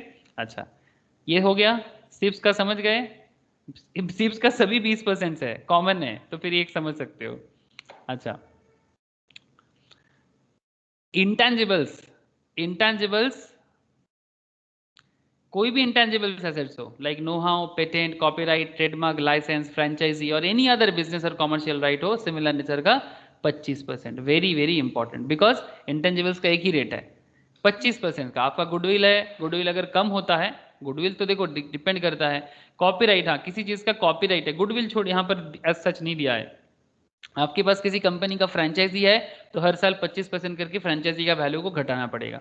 आपके पास ट्रेडमार्क है कंपनी का, 25% करके घटाना पड़ेगा। कॉपीराइट 25% करके डिप्रिशिएट होता है। वो डिपेंड करता है कि अगर बिजनेस का ट्रेडमार्क में और वैल्यूएशन बढ़ता है, इसके अंदर काफी सारा कॉन्सेप्ट है, बट फिर भी इन जनरल अगर नो हाउ, पेटेंट, कॉपीराइट का डिप्रिसिएशन बोला जाए 25%।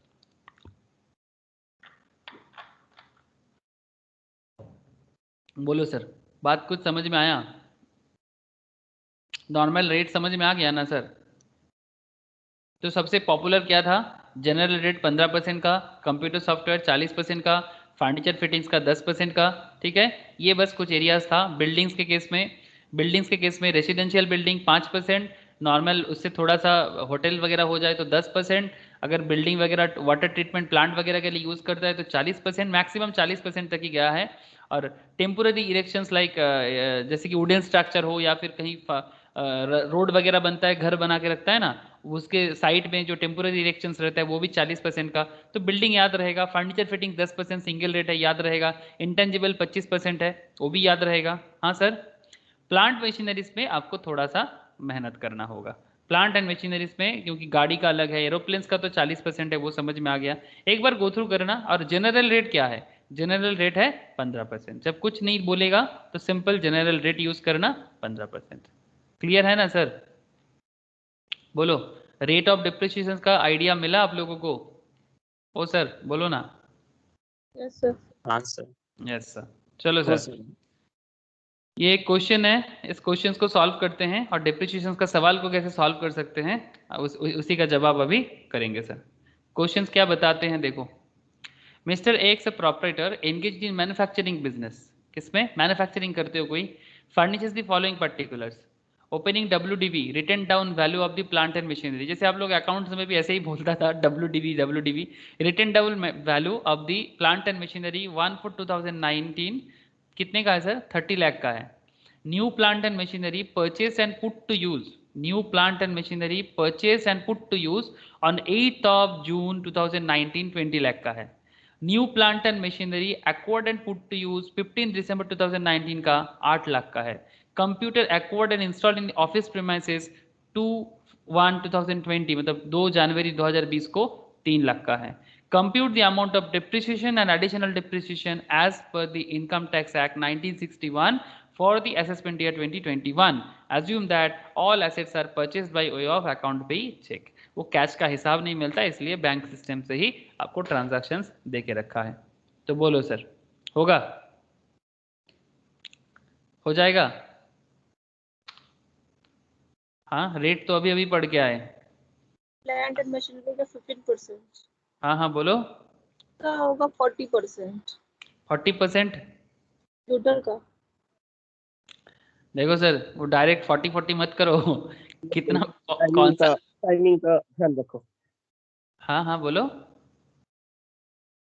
ओके, तो बेसिकली आपको ध्यान ये भी रखना है कि टाइमिंग कितना दिन का यूज किया है ना? कितना दिन का यूज किया है। वेरी गुड सुबह। कितना दिन का यूज किया, कितना समय का यूज कर रहा है, वो भी आपको ध्यान रखना होगा, तब जाके आपका इसका सोल्यूशन होगा। चलो सर, मैं आपके साथ साथ करता हूँ, देखते हैं सर कहाँ तक पहुँचते हैं।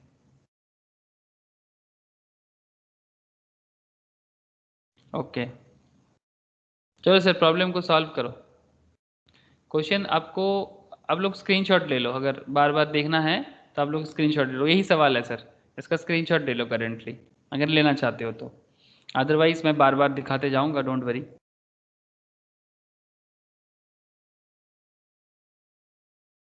तो क्या करना चाहिए इस तरह का प्रॉब्लम को सॉल्व करने के लिए? सबसे पहले तो मैं आपको एक चीज़ बताऊंगा फिर से, वो जो हम लोग का जो प्रोफार्मा है ना, वो प्रोफार्मा के अंदर ना वो एडिशनल डिप्रिसिएशन वगैरह रहा था, ठीक है। उस सब का भी हिसाब करना है। 180 दिन से ज़्यादा यूज़ है तो फिर पूरा चार्ज होगा, 180 दिन का कम है तो फिर क्या होगा सर? 50% चार्ज होगा। ये सब भी ध्यान में रखना है। तो चलो सर इसका सोल्यूशंस करते हैं। तो हेडिंग करना डिप्रिसिएशन क्वेश्चन, ठीक है, depreciation question.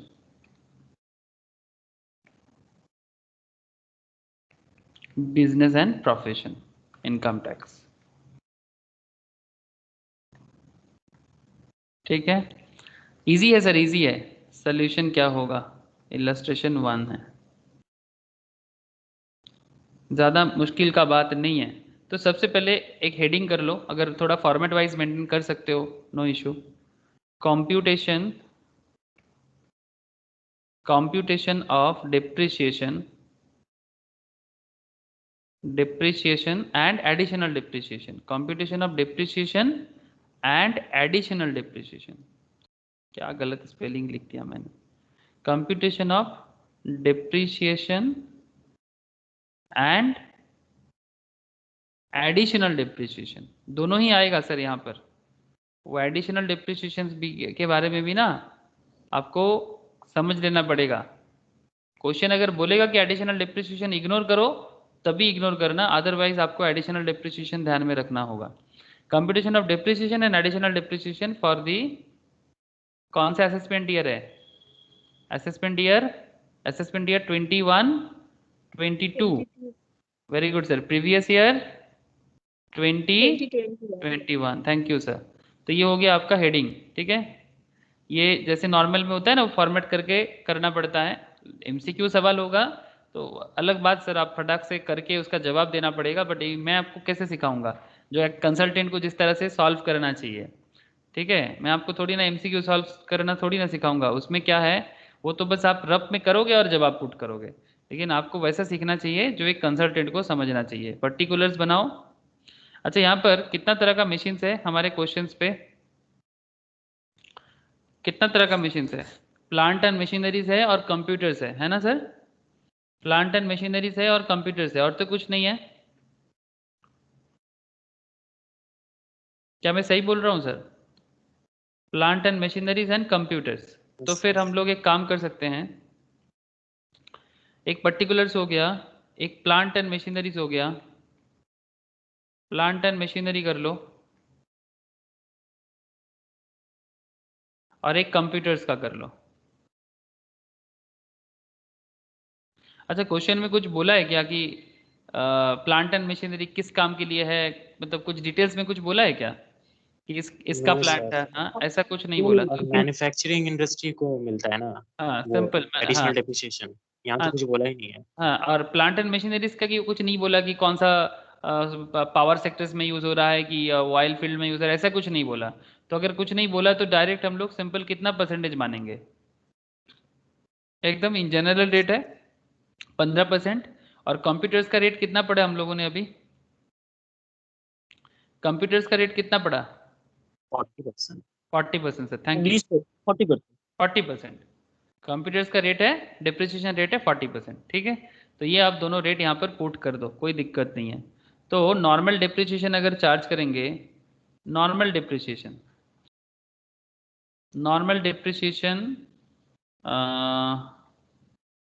Eight the rate of 15% on rupees कितने का मशीन है? कितने का मशीन है? 30 लाख और 20 लाख। अच्छा, ये दोनों मशीन्स 180 दिन से ज़्यादा यूज़ हुआ है, देखो तो। अगर 1/4/19 का हम लोग का हिसाब चल रहा है 2021 का, तो 1/4/19 तो 1920 का स्टार्टिंग है, तो ये मशीन तो पुराना मशीन से दिख रहा है, तो इस मशीन तो पूरा साल भर का यूज़ है इसका। ये सर नो, ये जो मशीन है इसका पूरा साल भर का यूज़ है, ये सर नो। ये तो 180 डेज हाँ से सर, ज़्यादा है कि नहीं है? 180 डेज से ज़्यादा उसके है। बाद वाला भी उसके उसके बाद वाला बाद भी, वाला भी तो 180 डेज से हाँ सर, जून से ज्यादा लेके, ही जा रहा है। हाँ सर 8 जून से 2019, मतलब जून जुलाई, जून का 8 तारीख, तो जून का करीब 24 डेज के आसपास यूज हो रहा है। तो जून जुलाई अगस्त सितंबर अक्टूबर नवंबर दिसंबर जनवरी फरवरी मार्च, करीब 10 महीना सर, करीब करीब 10 मंथ। तो ये भी मोर देन 180 डेज एकदम। अच्छा, न्यू प्लांट एंड मशीनरी जो 15-12 को लिया जा रहा है वो 180 डेज से कम है मोस्ट प्रोबेबली, आप हिसाब करके देखो। और कंप्यूटर एक्वायर्ड इंस्टॉल जो कर रहा है ये भी 180 डेज से कम है, 2/1/2020 को जो लिया जा रहा है, बिकॉज इसमें सिर्फ जनवरी फरवरी और मार्च 3 महीना ही हो रहा है, ठीक है। और ये भी दिसंबर में लिया जा रहा है, दिसंबर 15 में, तो दिसंबर का 15 दिन और उधर का 3 महीना, तो ये भी 180 डेज से कम है। तो फिर यहाँ पर हिसाब कुछ अलग होगा, तो इसको ध्यान रखना पड़ेगा। तो एक बार सोल्यूशंस देखो कि किस तरह से आप इसको सॉल्व कर सकते हो, तो फिर धीरे धीरे आपको ही आदत हो जाएगा।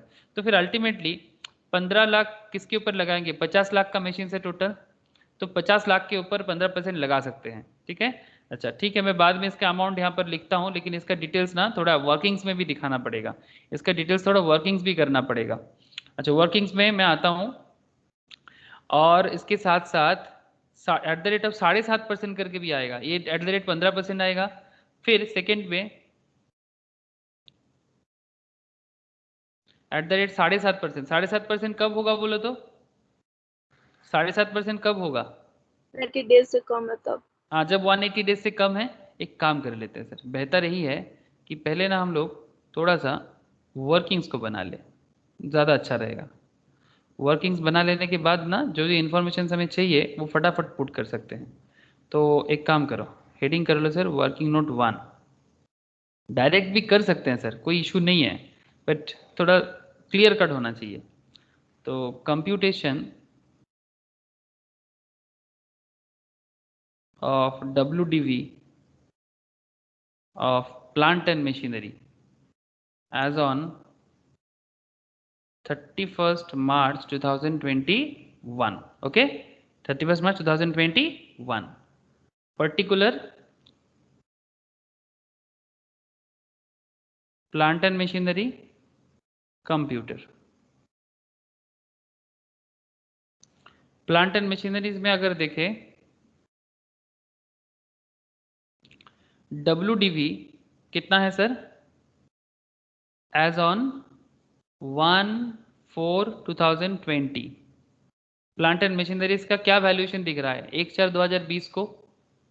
1/4/2020 को 30 क्या lakh. Valuation? 30 lakh.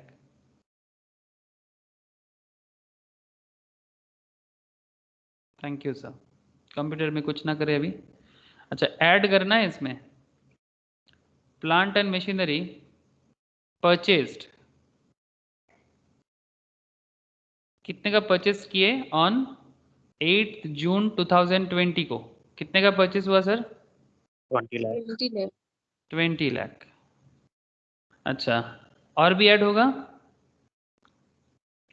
Plant and machinery acquired on 15 दिसंबर 2020, कितने का? 8 लाख। Okay okay. उसके बाद और एक डिटेल्स है कंप्यूटर का, computer acquired and installed, computer acquired and installed in the office premises, in the office, ठीक है, in the office। कितना बोलोगे सर? कितने का कंप्यूटर लिए हम लोगों ने? 3 लाख। 3 लाख, 3 लाख। तो 3 लाख का कंप्यूटर लिए हैं, ठीक है।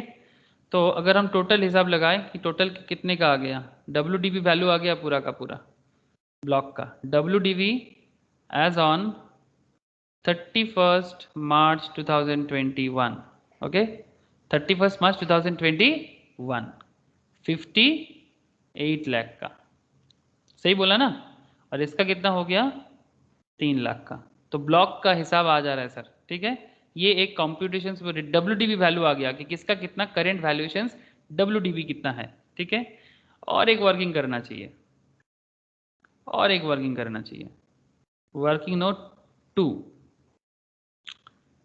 इसमें आप कर लो कॉम्पोजिशंस कर लो sir, composition of plant and machinery included in WDV as on 31st March 2021, okay, particular plant and machinery and computer। क्या करना चाहते हो सर? देखो ना क्या करना चाह रहे हैं। प्लांट एंड मशीनरीज का, plant and machineries put to use, मतलब जितना सारा हिसाब है एक बार देख लेते हैं। Put to use for 180 days और मोर, 180 डेज और मोर। कितना, कौन सा मशीन है सर ऐसा 180 डेज से ज़्यादा है? एक 30 लाख का मशीन था, एक 30 लाख का मशीन था, ये 180 डेज से ज़्यादा है। हम लोग स्टार्टिंग में ही बात कर रहे थे, तो ये 30 लाख वाला आ जाएगा ओपनिंग WDV, मतलब ये स्टार्टिंग है, ओपनिंग इतना वैल्यूएशन है। इसके साथ और क्या आएगा?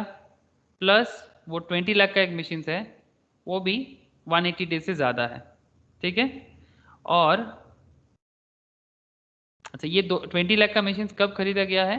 8 जून 2020 को। डेट भी दे दो साथ में, बाद में काम आ जाएगा। अच्छा, बस ये दो मशीन जो है ये हमारा 180 डेज से ज़्यादा मशीन है, यस ना? तो कुल मिला के कितना हो जाता है? 50 लाख का ना, 50 लाख का। बस हम लोग अलग अलग करके बाइफरकेट कर दे रहे हैं सर, ताकि गंडगोल ना हो कि किसमें कब क्या नहीं, क्या पता कब क्या हो जाए, इसलिए हम लोग पहले से ना सब अलग अलग कर रहे हैं। फिर सेकेंड बुलेट में plant and machinery put to use for less than 180 days. ऐसा मशीन्स का क्या हालत है सर? लेस देन 180 डेज में कौन सा मशीन्स है? ये वाला ना, 8 लाख वाला एक ही मशीन से, 8 लाख वाला 8 मशीन, lakhs. 8 लाख। ये सब आप लोग पहले ही बोल चुके हो, इसलिए मैं बस डायरेक्ट कर दे रहा हूँ, बिकॉज हम लोगों ने डिस्कस पहले ही कर चुके हैं। तो plant and machineries put to use for less than 180 days में है 8 लाख का। कैसे पता चला ये लेस देन 180 डेज? बिकॉज 15 दिसंबर को है, तो 15 दिसंबर को है, मतलब दिसंबर 2019 में ये कितना दिन का है? 2019 में ये आपका क्या बोलते हैं सर, 15 दिन का है दिसंबर में। और उसके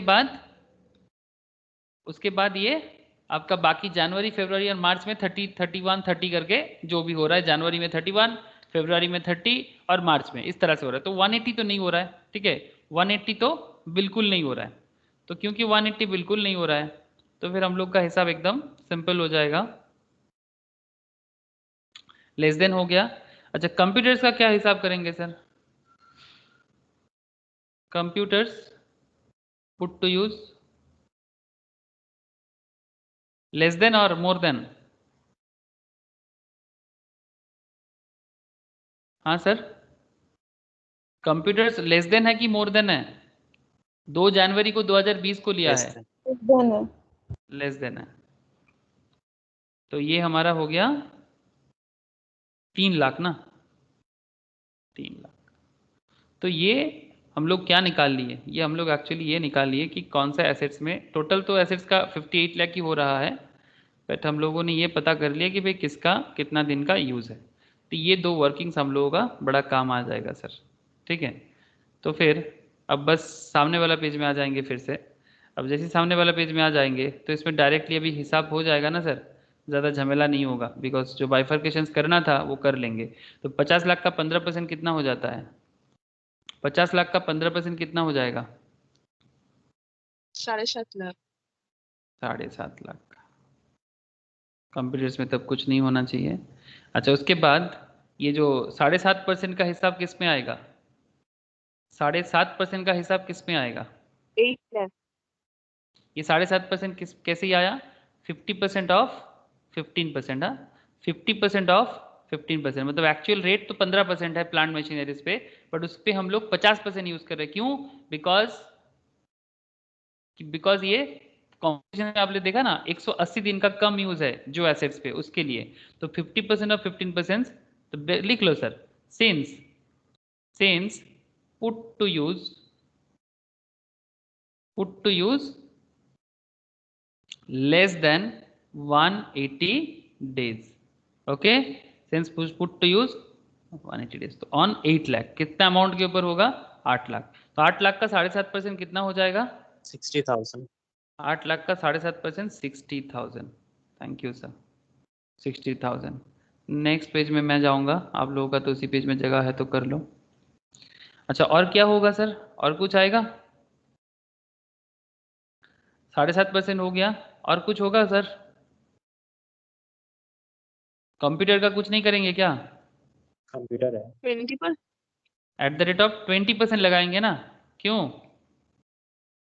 50% ऑफ 40%। कंप्यूटर भी तो लेस देन 180 डेज है, पहली वर्किंग में करके रखे हैं sir. Computer put to use 180 days से कम है, इसलिए इसका क्या कर लेंगे? 50% ऑफ 40%, सिंस अगेन वही वाला बात, since put to use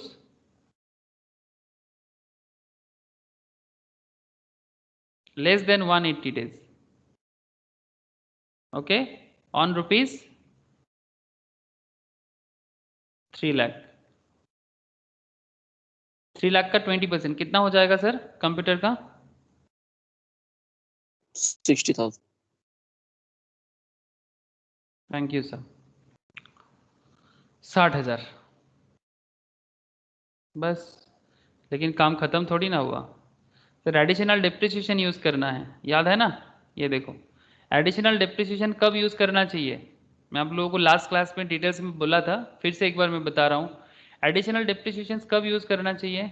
eight the rate 20% of actual cost of new plant and machinery acquired by an SSE engaged in the business of manufacture of productions of any article or thing or generation, transmission or distribution of power. 10% of actual cost is put to use for less than 180 days in the year of the acquisitions. अगर 180 से कम है तो 10% लगेगा, और अगर 180 पूरा cross कर रहा है तो फिर 20% लगेगा। और अगर जिस बार 10% यूज होगा तो उसका बैलेंस अमाउंट नेक्स्ट ईयर में कन्वर्ट हो जाएगा। जैसे ये अगर 220 से मतलब प्रीवियस ईयर अगर मतलब नेक्स्ट ईयर 20 से 21-22 प्रीवियस ईयर है तो फिर 21-22 में होगा, मतलब एज पर दी करेंट डेटा के हिसाब से बता रहा हूँ। अगर करेंटली अगर देखो तो 20-21 21-22 चल रहा है, लेकिन अगर उससे पहले देखो तो 19-20 और 20-21 चल रहा था। तो ये एज पर क्वेश्चंस आपको सॉल्व करना है, जैसे सवाल में रहेगा वैसे हिसाब से आप चलना, नो इशू। तो आपको समझ में आ गई ये, मैं और क्या बताऊं? फिर एडिशनल डिप्रिसिएशन इसमें आएगा कि नहीं आएगा? इसमें सर एडिशनल, बोला नहीं है हाँ कि सर कौन सा इंडस्ट्री है। देखो सर मैन्युफैक्चरिंग Manufacturing। बिजनेस है, वो बोला उधर लिखा हुआ है। एकदम शुरू में ही बोला है, अच्छा, एंगेज्ड इन मैन्युफैक्चरिंग बिजनेस, समझ में आया तब सर? तो होगा। ठीक है, एकदम स्टार्टिंग में बोला। और क्या फिर से मैं बोल रहा हूँ, एडिशनल डिप्रिसिएशन कब देना है? 20% of actual cost of new plant and machinery acquired by an SSE engaged in the business of manufacture or production of any article or thing or generation, transmission or distribution of power। समझ में आया sir additional depreciation का rule? बोलो।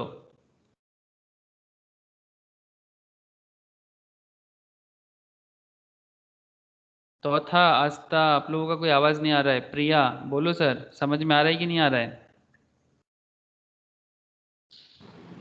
है sir. तो response करो, नहीं तो मैं, मुझे कभी कभी ऐसा लगता है या तो मैं मर गया है तो आप लोग खत्म। लोग कोरोना में मर रहे हैं,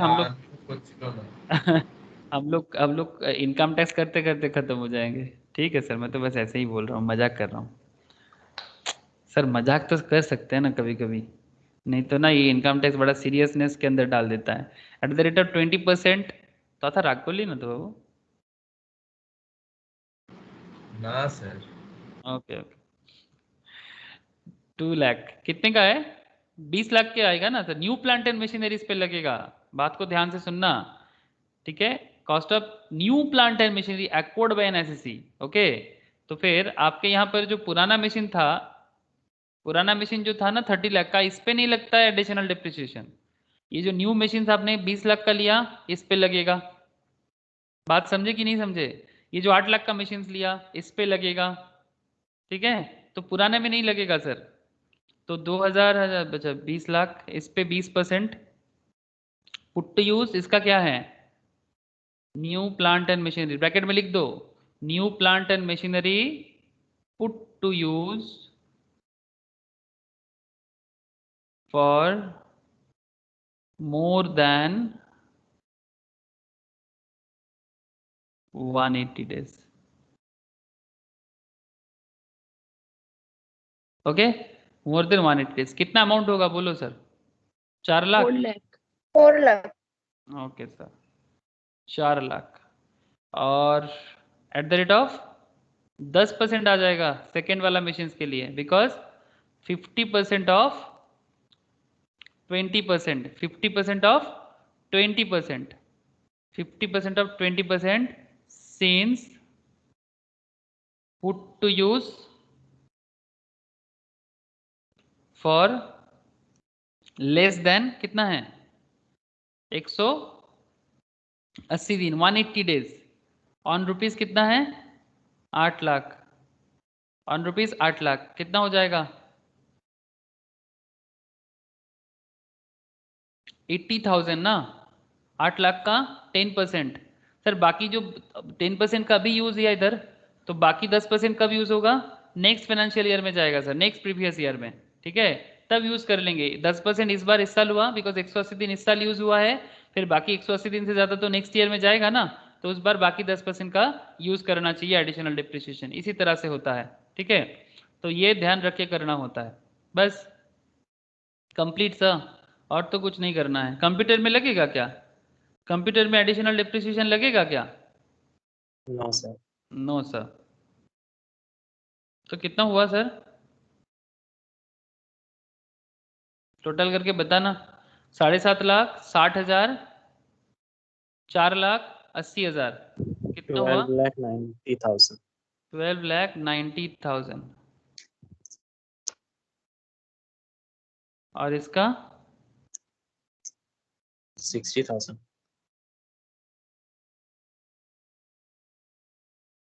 this is called total depreciation. बोलो सर। प्रिया, आस्था, क्लियर है इनकी? बोल। Yes, sir. हाँ सर। ओके। थोड़ा ऐसा लग रहा कि घुमा के हुआ, बट ऐसा भी कुछ घुमा के नहीं हुआ सर। एक बार प्रैक्टिस करोगे ना फिर से, फिर समझ आ जाएगा। मैं एक काम करता हूँ सर, कुछ नोट्स लिखा देता हूँ ताकि आप लोग बाद में ना रीजंस को ढूंढ पाओ सेक्शन वाइज, ठीक है? तो कुछ MCQ टाइप्स में अगर सेक्शन भी पूछ लेगा आपको दिक्कत नहीं होगा। तो लिख लो सर नोट्स, ठीक है? सुबह हो जाएगा जी, सुबह? है दादा। ओके। नोट्स लिखना as per section, as per the second प्रोविसो। थोड़ा लिखना पड़ेगा sir, as per the second proviso. Okay Priya, no issue. आपको आवाज आ रहा है ना मेरा? ठीक है, कोई भी दिक्कत नहीं है। As per the second प्रोविसो। कुछ सवाल होगा तो कर लेना, व्हाट्सएप में पूछ लेना। प्रिया को बोल रहा हूं मैं। As per the second प्रोविसो,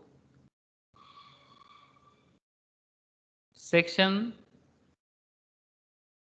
32 subsection 1 clause 2 क्या कहता है? Where an asset acquired during the previous year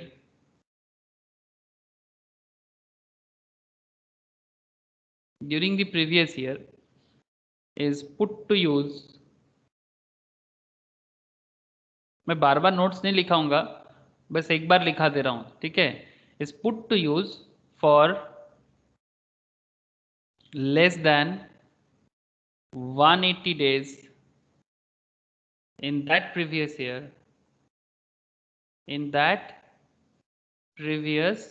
year, the amount of deduction allowable as normal depreciation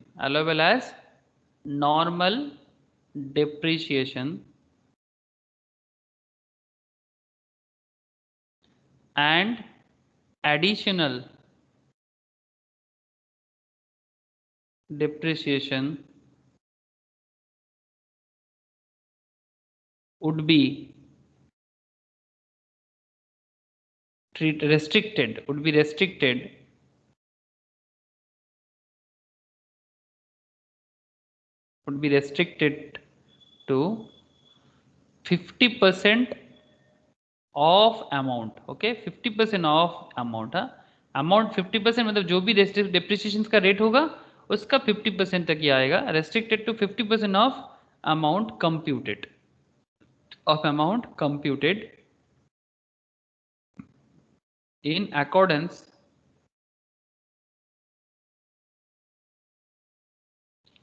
with the prescribed percentage। और तो आप लोगों को मैंने लिस्ट दिखाया अभी कि जो भी परसेंटेज रहेगा प्रेस्क्राइब परसेंटेज, साइन लगा दो या फिर जो भी लिखना है लिख लो। Therefore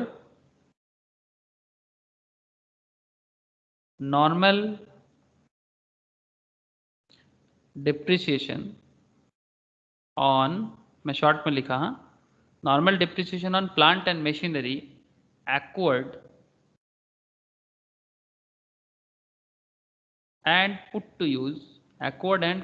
to use on 15/12/2020 and computer দাদা একটু দেখা আগে एक सेकेंड ओके लिख ले normal depreciation on plant and machinery acquired and put to use okay acquired and হয়ে গেছে put to use on 15/12/2020 लिखा सबने हेलो हाँ सर হয়ে গেছে দাদা। क्या लिखा सर 15/12/2020 एंड कंप्यूटर एक्वायर्ड लिखना कंप्यूटर एक्वायर्ड ये कब लिया है हम लोगों ने कंप्यूटर कब एक्वायर्ड किया एंड इंस्टॉल्ड डेट लिखा हुआ देखो कॉपी में क्वेश्चंस के आंसर के अंदर installed on 2/1/2021 2/1/2021 is restricted to 50% of 15% and 40% respectively. इसीलिए जो हम लोगों ने एक्चुअली कैलकुलेशंस में पहले कर चुके हैं तो ये कोई बड़ी बात नहीं है सर, ठीक है 40% रेस्पेक्टिवली।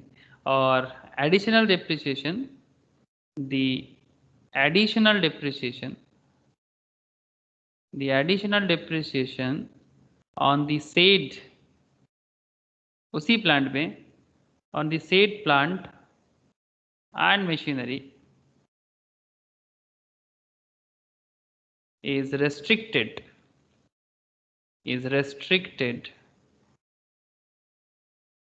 to rupees 80,000। ये भी हम लोगों ने कैलकुलेट कर रखा being 10% that is 50% of 20% of rupees 8 lakh. ठीक है तो क्या हुआ क्यों हुआ मैं थोड़ा सा आपको नोट में भी बता दिया। Note 2 as per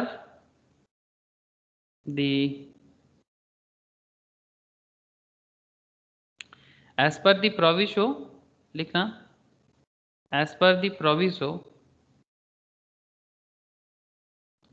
to section 32 subsection 1 clause 2 ये proviso में लिखा हुआ है the balance additional ये याद रखने के लिए थोड़ा याद रखना सर याद रखने के लिए थोड़ा याद रखना ठीक है as per the proviso to section 32 subsection 1 clause 2 the balance additional depreciation मतलब जो इस बार हम लोग यूज नहीं कर पाए द बैलेंस एडिशनल डेप्रिसिएशन मैं शॉर्ट में ही कर दिया ठीक है DEP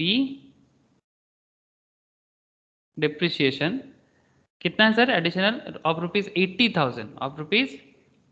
80,000 बीइंग कैसे आया 80,000 बीइंग 50% ऑफ 1,60,000 एक्चुअली पूरा डेप्रिसिएशन 1,60,000 ही होता ठीक है लेकिन ये 1,60,000 का 50% वो 1,60,000 कैसे 20% ऑफ 8 लाख 20% ऑफ 8 लाख ठीक है एसेट्स का वैल्यू 8 लाख था तो उसका वुड बी अलाउड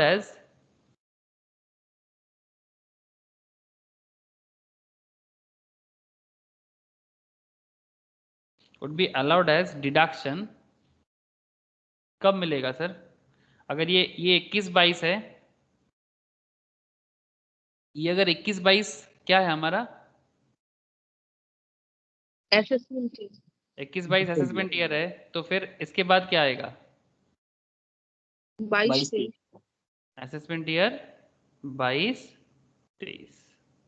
ठीक है अब असेसमेंट ईयर 22-23 पे बाकी जो पोर्शन है उसको लिख सकते हो ये कॉन्सेप्ट के थ्रू से ये बना हुआ है समझ में आया सर मैं बस लिखा दिया ऐसे पहले ही आप लोग समझ गए ठीक है बस एक बार नोट में मैंने आपको बता दिया ठीक है ओके सर बाकी प्लांट मशीनरीज का क्यों है किस लिए है वो ऑलरेडी डिस्कस्ड है ठीक है वो एडिशनल डेप्रिसिएशन किस पे आना चाहिए किस पे नहीं आना चाहिए मैंने आपको पहले ही बताया तो ये था बस ये थोड़ा लंबा इसलिए हो गया क्योंकि मैंने थोड़ा नोट्स लिखाया अदरवाइज क्वेश्चंस में बस वर्किंग नोट को पहले अगर क्लैरिटी हो जाता तो फिर ये इजीली बन जाएगा ठीक है सर, चलो एक दूसरा सवाल करें।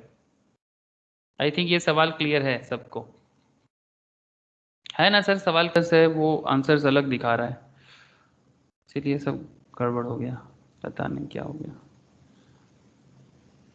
ठीक है, ये वाला सॉल्व करो, ये क्वेश्चन अच्छा क्वेश्चन है। वो वाला क्वेश्चन भी अच्छा है, उसको करना, मैं उसका सोल्यूशन आप लोगों को शेयर करूंगा। ये वाला क्वेश्चन सॉल्व करो, ये अच्छा क्वेश्चन है। सॉरी, वो पूरा क्वेश्चंस का पूरा सीक्वेंस ही ना मेरा जो पीडीएफ में गड़बड़ हो गया कुछ, पता नहीं कहाँ से क्या हो गया, ये सीक्वेंस के कारण दिक्कत हो गया, फिर मैच ही नहीं करा पा रहा हूँ आंसर्स। अच्छा, ये वाला बताओ सर क्या होगा? क्वेश्चन दिख रहा है सर आप लोगों को? Yes sir. हाँ, ये वाला करो, ये वाला करो, ये अच्छा क्वेश्चन है। डिप्रिसिएशन का प्रैक्टिस के लिए बहुत अच्छा सवाल है। A newly qualified chartered accountant, Mr. Dhaval, commenced practice and has acquired the following asset in his office during financial year 2021. Okay, at the cost shown against each item, calculate the amount of depreciation that can be claimed from his professional income for the assessment year 21-22. Assume that all assets were purchased by way of account paycheck. वो बार बार एक ही चीज ये बताते रहते हैं। तो आप लोगों के सामने ये रहा डिस्क्रिप्शन, ठीक है, ये रहा डिस्क्रिप्शन, क्या क्या एसेट्स है बोल के रखा है।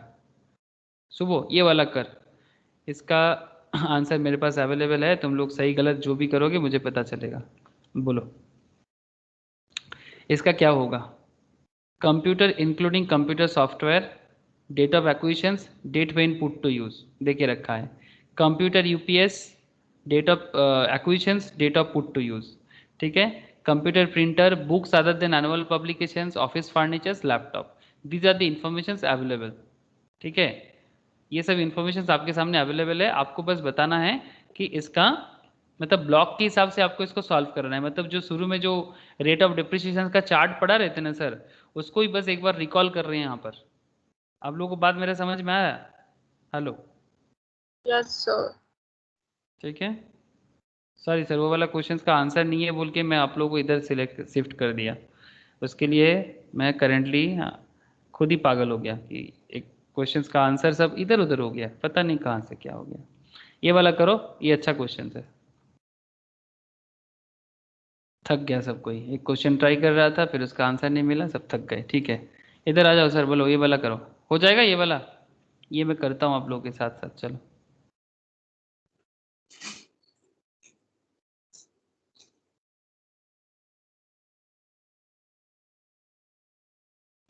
इसको करो सर। इसको कैसे सॉल्व करेंगे बोले तो ब्लॉक के हिसाब से सॉल्व करो इसको, ठीक है। इसको ना ब्लॉक के हिसाब से सॉल्व करो। कंप्यूटेशन कर रहे हो सर? Yes sir. करो सर करो। हाँ दादा। Okay, computation of depreciation allowable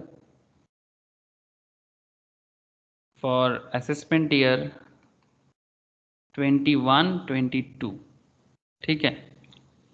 तो ये जो अलाउबल होगा, तो इसमें आप पहले एक काम कर लो, इजी हो जाएगा सर।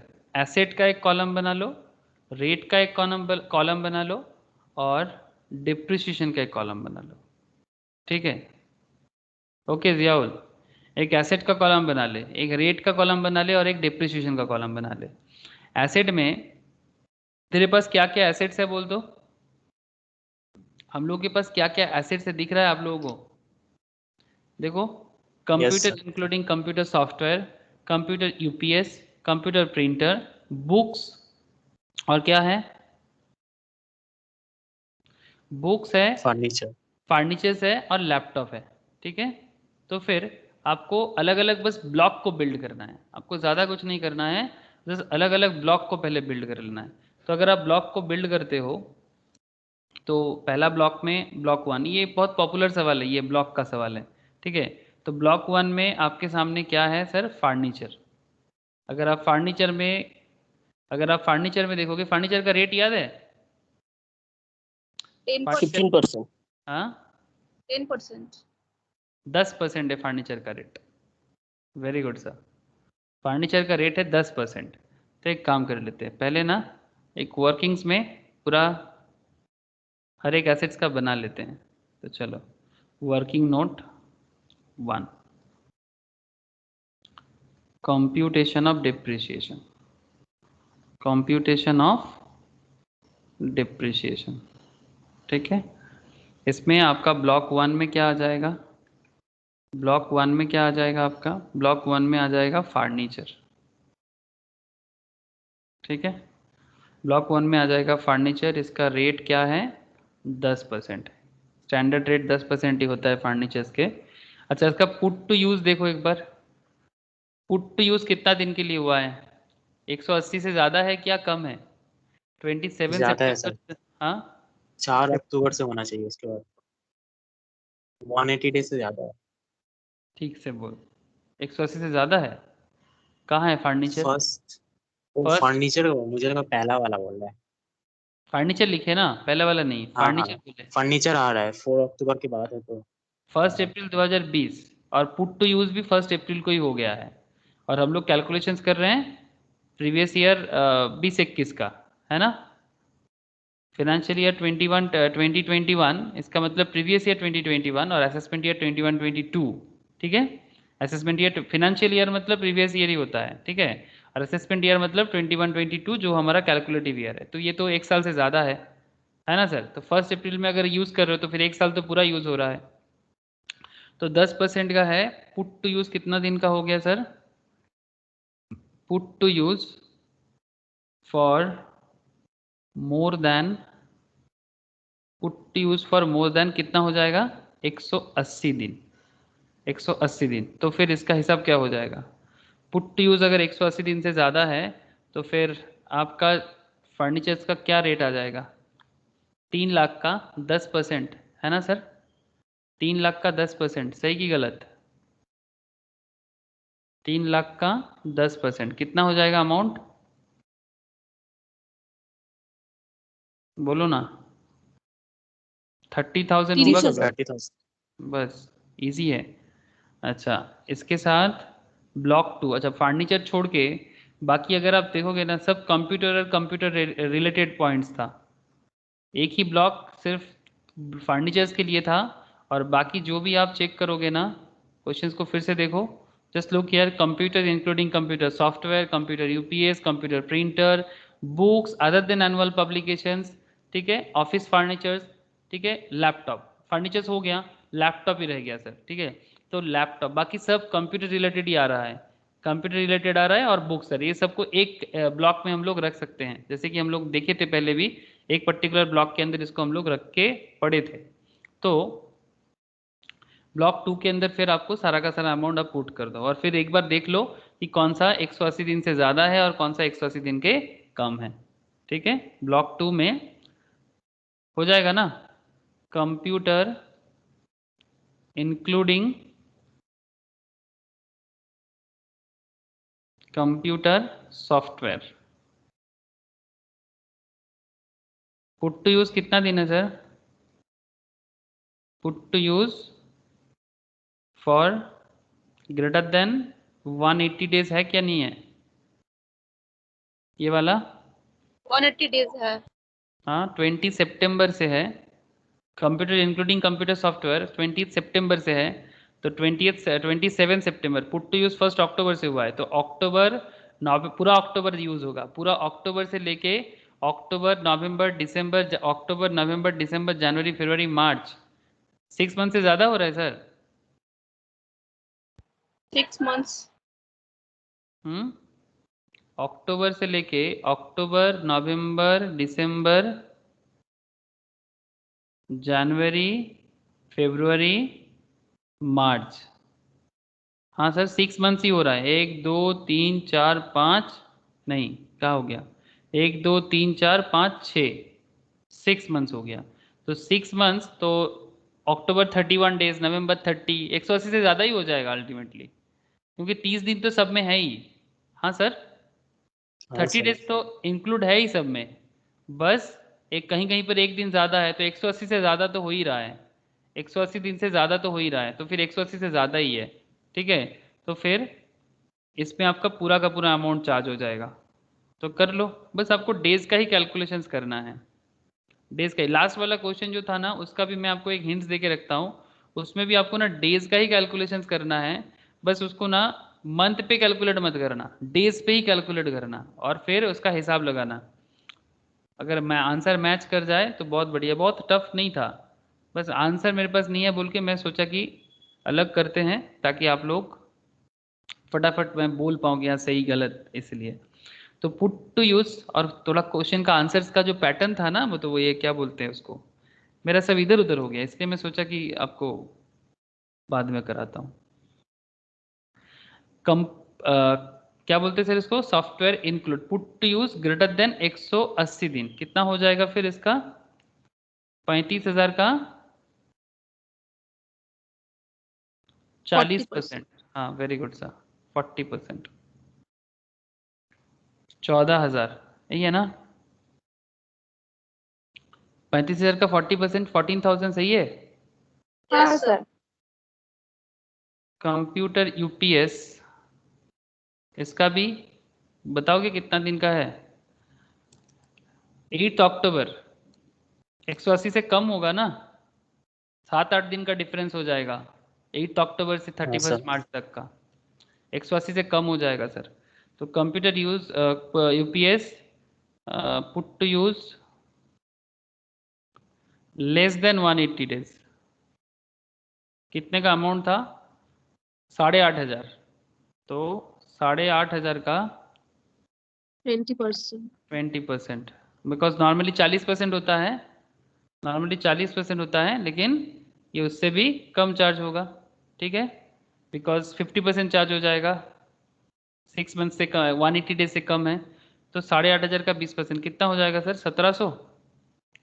है दादा. हाँ sir. Okay, point C, computer printer का भी बता दो सर, कंप्यूटर प्रिंटर का बता दो, कंप्यूटर प्रिंटर 1 अक्टूबर 180 डेज से ज़्यादा है सर, हाँ ग्रेटर देन 180 डेज, कितना अमाउंट चार्ज करेंगे फिर। कंप्यूटर प्रिंटर पे 12,500 है, 12,500 पे कितना परसेंटेज लगाएंगे 40%. 40%. 40%, बताओ कितना है 5,000, 5,000। बाकी क्या रह गया, लैपटॉप और बुक्स दोनों का बता दो ना, लैपटॉप का बता दो, laptop most probably less than होगा 8 अक्टूबर, और बुक्स का पूरा 180 डेज है, तो लैपटॉप का आपका हो जाएगा लेस देन 180 डेज, ठीक है, कितना अमाउंट है 43,000 समथिंग था, 43,000 का था, तो 43,000 इंटू कितना है, कितना परसेंटेज लगाएंगे 20%. 20% लगाएंगे, तो अमाउंट बताना 8,600। 8,600, वेरी गुड सर। और बुक्स का ग्रेटर देन 180 डेज है सर, बिकॉज अगर आप देखो बुक्स में 1 अप्रैल को यूज़ कर 2020 को आ रहा है, तो पूरा साल भर ही यूज़ हो रहा है इसका, 13,000 का है, तो 13,000 में कितना परसेंटेज लगाएंगे 40%. 40%, 5,200, हाँ बस, और तो कुछ है नहीं, कितना हो रहा है टोटल करके बताना, ये तो अलग है और बाकी इसको अलग करना, 14,000, 1,700, 5,000, 8,600, 5,200, बताना थोड़ा मुझे कितना होगा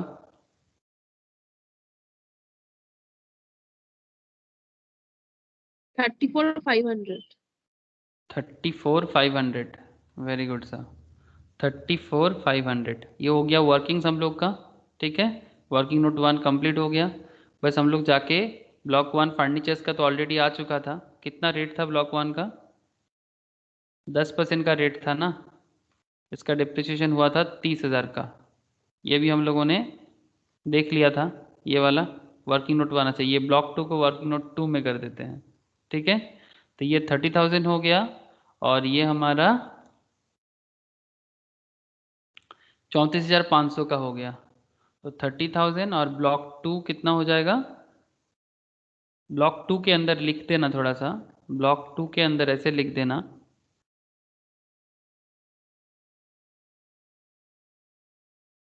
प्लांट, इसके अंदर क्या है?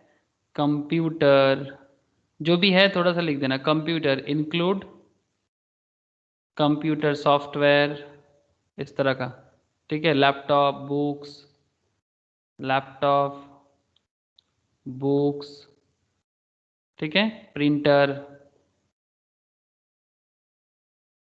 ठीक है, ये थोड़ा लिख देना। तो ये सब मिला के 40% का ब्लॉक है। ये जो भी था सब लिख देना, प्रिंटर नहीं लिखा मैंने, प्रिंटर, सब मिला के 40% का ब्लॉक था, जिसका डिप्रिसिएशन ऑलरेडी कैलकुलेटेड है 34,500। तो टोटल कर देना 64,500, ये हो जाएगा आपका टोटल डिप्रिसिएशन।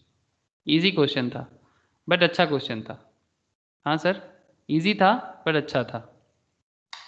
ठीक है, आज मैं इतना ही रखूँगा, बट सर जो क्वेश्चन हुआ नहीं और जो क्वेश्चंस और भी मुझे करवाना है आप लोगों को, ठीक है, वो मैं सारा का सारा आप लोगों को शेयर करता हूँ, ठीक है। और भी काफ़ी सारा क्वेश्चंस मैं आप लोगों को शेयर करता हूँ। ऐसे डिप्रिसिएशंस का कॉन्सेप्ट समझ में आया ना, कि कैसे डिप्रिसिएशंस को कैलकुलेट करना है। वो पहला वाला सम्स बड़ा अच्छा था, बीच वाला जो सम्स मैंने छोड़ दिया उसको आप लोग घर पे करो, मैं उसका आंसर आप लोगों को शेयर करता हूँ, देख लेना, हो जाएगा।